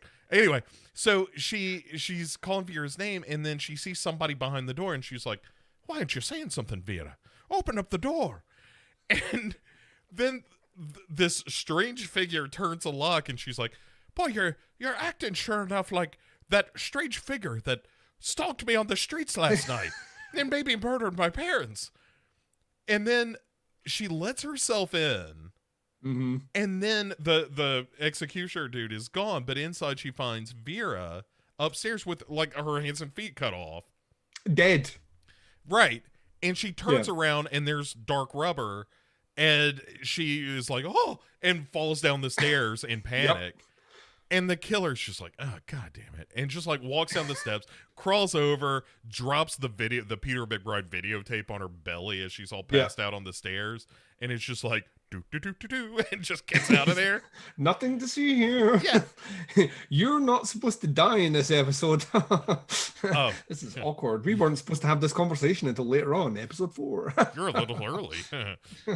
So Sarah wakes up in the hospital and kind of wakes up to Dylan talking to some doctor.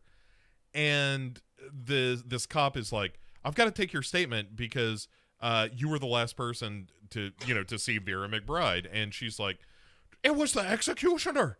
It was. Oh, Faith and Begorra. It was the killer what killed my mom and dad. And they're just like, oh, this chick is crazy. Like she is straight up slipped a disc. We are done here. And then we meet Marjorie Duncan, who is this haggard prostitute that lives in Waterbury. And she just comes staggering along the sidewalk smoking while Cam is like outside about to get in his car and he's in see anything you like. Yeah, and it's just it is. And putting a cigarette in her hand. And she's just like, so you see that executioner tonight? And he's like, what are you talking about? And she's like, you know what I'm talking about. Word gets around. I was outside that woman's window when we're chatting to her. Yeah. And Cam is like, where'd you hear that? That's special police information. And she's just like, yeah, word gets around in Waterbury. And she's like, I heard Vera McBride was dead. God rest her soul. It's like the most sarcastic God rest her soul I've ever heard. And then like every character in this movie, because we never leave a scene without a character leaving it. Well, it's the classic. It's a trope of what do you call it? Sitcoms. Sitcoms will regularly close a scene with someone leaving the room. Yeah, that's how you conversation over. Right there's. It's like literally how screenwriters write things like open scene, man walks into room, close scene, this person leaves room. It's like, but that's literally they're doing it in every scene. It's like well, that's the close the scene. Yeah. Yeah, there's never a scene that's just like we get to a dramatic moment and then we just move to another scene. Yeah. It is like get to a dramatic moment and then somebody slowly leaves the scene and then you leave with it. But in this case, it's Cam who's just like, Our listeners might not know that. That's how this podcast finishes. Every single episode, one of us leaves. One of us just eventually is like, and then wanders out. And and so Cam fucks off out of this scene, which allows us to leave it. And then we cut over to Dylan, who is arriving for work the next morning. And Allison is telling the entire staff, like, dig up everything you can on this Vera McBride. And he's like, is that my job? Maybe. When you search every in-house, out-house, barn house, dog house. I need a hard target search. And Dylan is like, look, I understand why you're excited about this, but my wife is not the story. And Allison immediately is like, bull to the shit, she's not. Are you kidding? She's been back one day, a child went missing, the executioner's come back, and our crazy neighbor's dead. Right. It's like Barlow moved into the Marston house around here. We're losing kids and people left and right. No, the master. No. Back police, back shaman. And so now, Duncan, we have kind of a montage scene, which is Vera's funeral, which happens in shocking swiftness. Yeah, I mean, like there's because there's no CSI department. Well, not just that, but like bodies have to be processed and prepared, and they've sewed them back on. It's closed casket. In fact, I've just probably stuffed at the side. You know what I mean? Yeah, it's the box they found the videotapes in. They just tossed her in that. They're gonna bury that out at the cemetery. And so Reverend Silver Fox, who we later learn is Alan from the previous he looks a bit too much like a Russian assassin than he does like a priest. Yeah, he looks like an agent, like an assassin being called out of retirement for one last go. He looks like someone that's been hired by some villain to kill Bond. Yes. If he had a cat that he was stroking at the same time, you know. He went up to the pulpit, and what I expected to hear was dun dun dun. Like literally, he's too cool for school. He shouldn't be like that. Church should be packed with people who are like listening to every word that Silver Fox has to say. Yeah. There are plenty of like widowed wives out there that are bringing Reverend Silver Fox plenty of casseroles. Every sermon begins with, "When I survived that night of murder." Yeah. When I got this scar. Like. The night I faced a murder and got this scar. Yeah. You know who got me through? Jesus. Amen. Jesus got him through. Yeah. High fiving. Yeah. Yeah, Jesus. Also, why is he blind in that eye? The cut was below the eye. Yeah, I think that was a separate incident. I think he's just got real bad luck on the left side of his face. That was when Cam was a kid and got a BB gun for Christmas.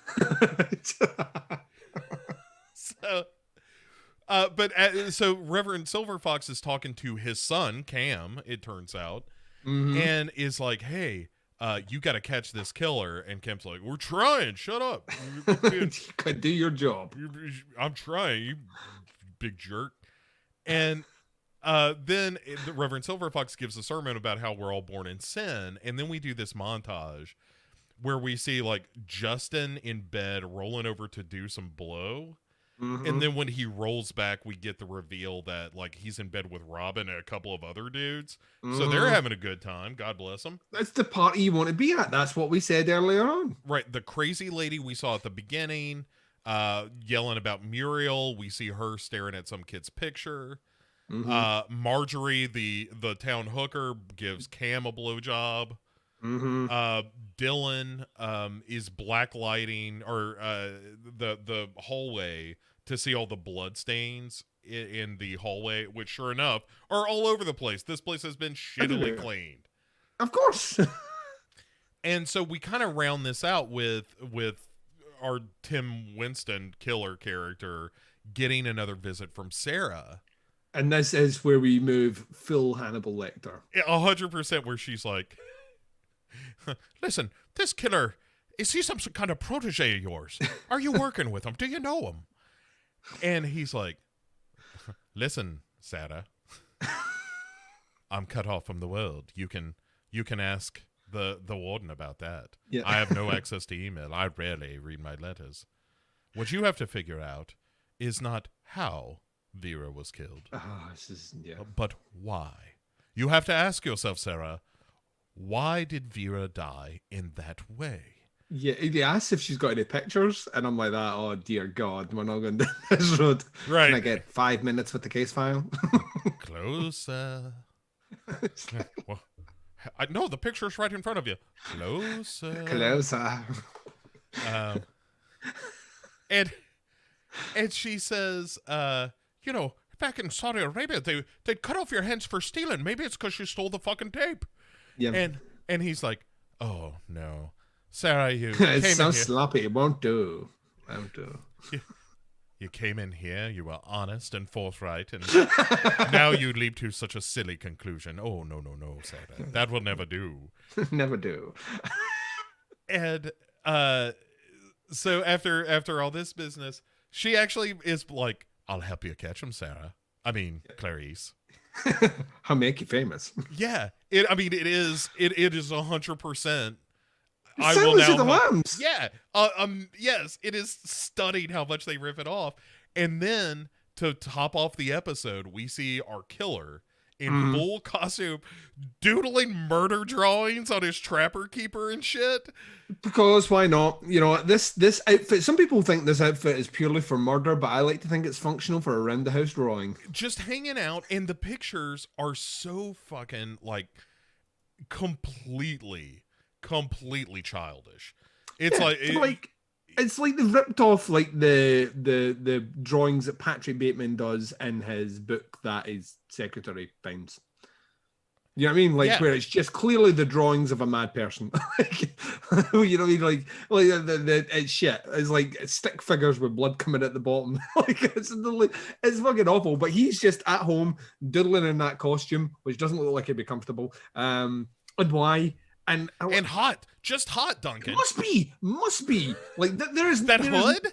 That's all like latex and rubber and shit. That's gotta be hot as shit. It's not porous. It's not porous at all. And then the outfit he's wearing, it is giant and it covers everything and it looks heavy and it's black and he's wearing gloves. Yeah, and at home while he's drawing like pictures of bombers dropping bombs on the people he's killed and stuff.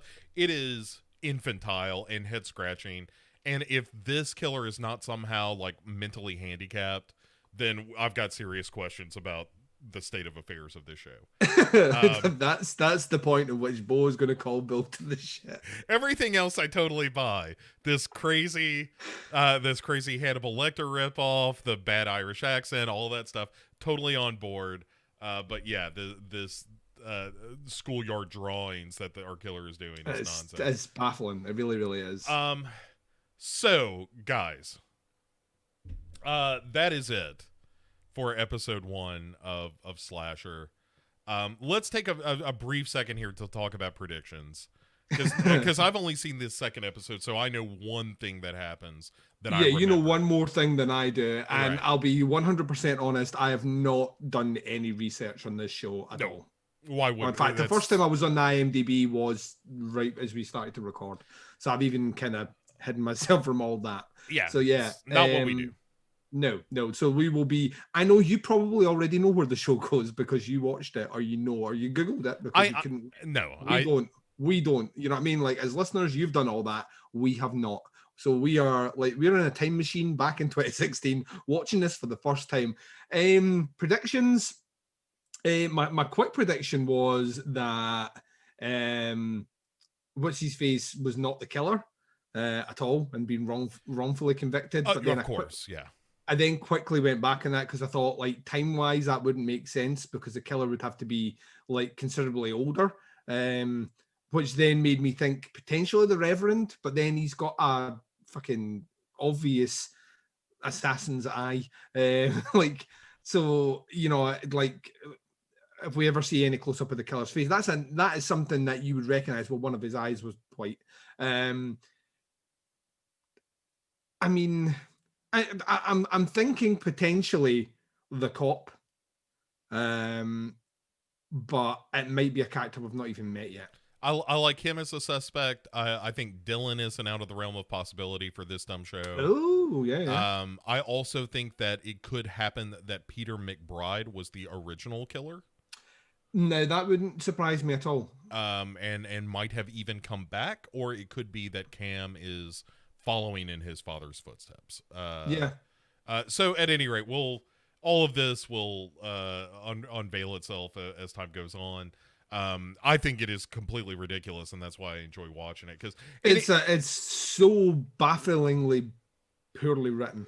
But also enough happens that it's not boring and bad. Three vicious deaths in this episode. Yeah, 50 minutes and 3 vicious deaths. So that's like, and they're spaced out nicely. So you get that one at the beginning, then there's one about the 20-minute mark, and then there's one about the 40-minute mark. You have my attention. That's literally all you have to do. Every episode is give me a death every 20 minutes, and I'll stick along with it. And you kill a child with a baseball bat and drag him into the woods, and I appreciate that as well. Yeah. So yeah, the town doesn't give a fuck about it, but yeah. Yeah, the town couldn't care less. Like, the newspaper's the only people on the Why job. isn't it like a wailing parent at the door of the police station going, "Why have you not found my son?" Right, like a Mrs. Kettner, like, we cut open this executioner, and that Kettner boy spills out. He's, I guess, a cannibal in this scenario. But all right, so look, folks, let me say a couple of things up front. First, thank you as always for listening. If you would like to join in and watch, you can do so at Legion Podcast. God damn it, I always fuck this up. You can do this. Now listen, folks. Folks. All right, you brought their attention to your mistake. You made a mistake there, Bo. Yeah. One for Duncan. Click. So you can go to youtube.com/Legion Podcast, facebook.com/Legion Podcast, and twitch.tv/Legion Podcast. And we will try to make all of the schedule known. And if for some reason you would like to really be in the know, drop me a line at bo@legionpodcasts.com. And if you send me an email and you're like, hey, I want to know when you guys go live, first of all, you can just subscribe to the Twitch channel or the YouTube channel and you'll get an alert. But if you want to know and you don't want to do those things, like I said, drop me a line. I'm more than happy to put together a mailing list to let you know. But this was fun. I had a good time doing it on the video. I think we will continue doing this at least through this season, and then we'll see where it goes, because this is just day one. There's all kinds of dumb shit that we can add to the visual component of this. This was just to see if it would work. Yeah. Trust me, yeah. Like if you know Duncan and Bo come correct, as well as I know Duncan and Bo come correct, that see, once like the idea box is open, very much like Pandora's box, there ain't no shutting it. So yeah, it's like, okay, well, the technology, now that we've established that all of this seems to have worked fine, now it's a question of how do we make this dumber. Yes, and we will. Trust me. 100%. Like, you're in capable hands. So, but we're not trying to change the format too awful much, so that if you're only listening to the audio portion of this, you're not going to miss that much. I mean, a couple of little, obviously the charades joke and stuff like that, but but you don't have to watch the video. But if you do, we hope you enjoy that too, and we'll be doing some more fun stuff, and can incorporate chat and that kind of thing into it as time goes on. At any rate, thanks for all that stuff. Be sure that you're subscribing to the show on iTunes or wherever it is that you get your podcast. Duncan and Bo come correct. It all falls under that umbrella. If you search for /fiction, that's probably going to lead you to some other places. But much like Vera, you might learn some things about yourself. Or your partner. or your partner. And if you want to hear more out of me, then legionpodcast.com, you can check out Pick 6 Movies and a bunch of other shows over there that include me, and some don't. And some of the ones that include me are still good, and the ones that don't are much better as a result. And for you, Duncan, where should people want a little more out of you? Yeah, well, just to echo everything that Bo said, thank you very much for joining us on this maiden outage on doing some video stuff. I've had a ton of fun doing it. I'm looking forward to continuing through this really shitty show. Can't wait for it. I hope you all had a fantastic New Year and Christmas as well. If you do want to check out the stuff that I do, Podcast Under the Stairs will be returning Monday, the 11th of January. That's us officially kicking back into regular output from a 2-week kind of hiatus. However, in the meantime, I did drop a special bonus episode on Podcast Under the Stairs where I interviewed Jaime Balaguero and Paco Plaza, the directors behind Rick. Great episode. So good. They are legitimately amazing people. So please go and check it out. It's just an interview. It's 25 minutes. And it was a ton of fun and a humbling experience chatting to those guys. So yeah, please check that out. Podcast Under the Stairs, wherever you listen to podcasts, or tputscast.com. Excellent. And speaking of video stuff, I'm under the impression that if you go to twitch.tv/tputscast, there will shortly be videos of you playing. And also if you subscribe, have you played Blair Witch? I have played, but there's a stream of me playing Blair Witch. Is it good? It's interesting. It's kind of neat. Is it going to scare the shit? I don't handle horror games well. I handle horror movies. It'll scare. I do not handle horror games well. So right. I mean, it's a game that puts you out in the woods at night alone with only a flashlight and a dog. but you can. Here's the thing, Duncan. You can pet that dog anytime you want in the game. Oh well, that's perfect. I'm just going to spend the whole game doing that. I spent a good portion of it. Yeah. Just doing a whole lot of good boys. Who's a good boy? Who's a good witch hunting boy? So you can check that out, and also if you subscribe to the Legion Podcast Twitch channel, if we are not broadcasting, you will also be seeing Duncan play Blair Witch. I'm gonna watch it Sunday night, so I hope you do too, because this show should drop Sunday morning because of the nature of doing it live like this. There's not a whole lot of editing to be done. So see, Bo gets it. He knows. Thinking ahead.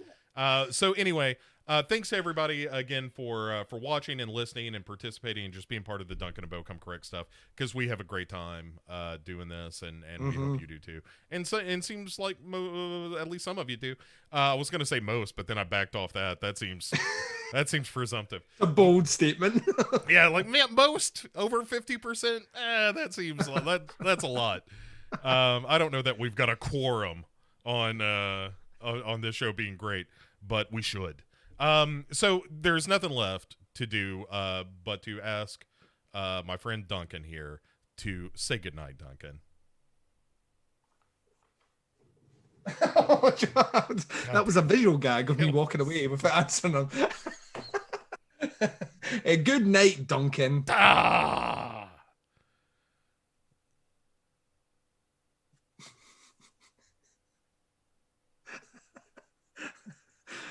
Too young, too scared. I wasn't ready. I'm restless.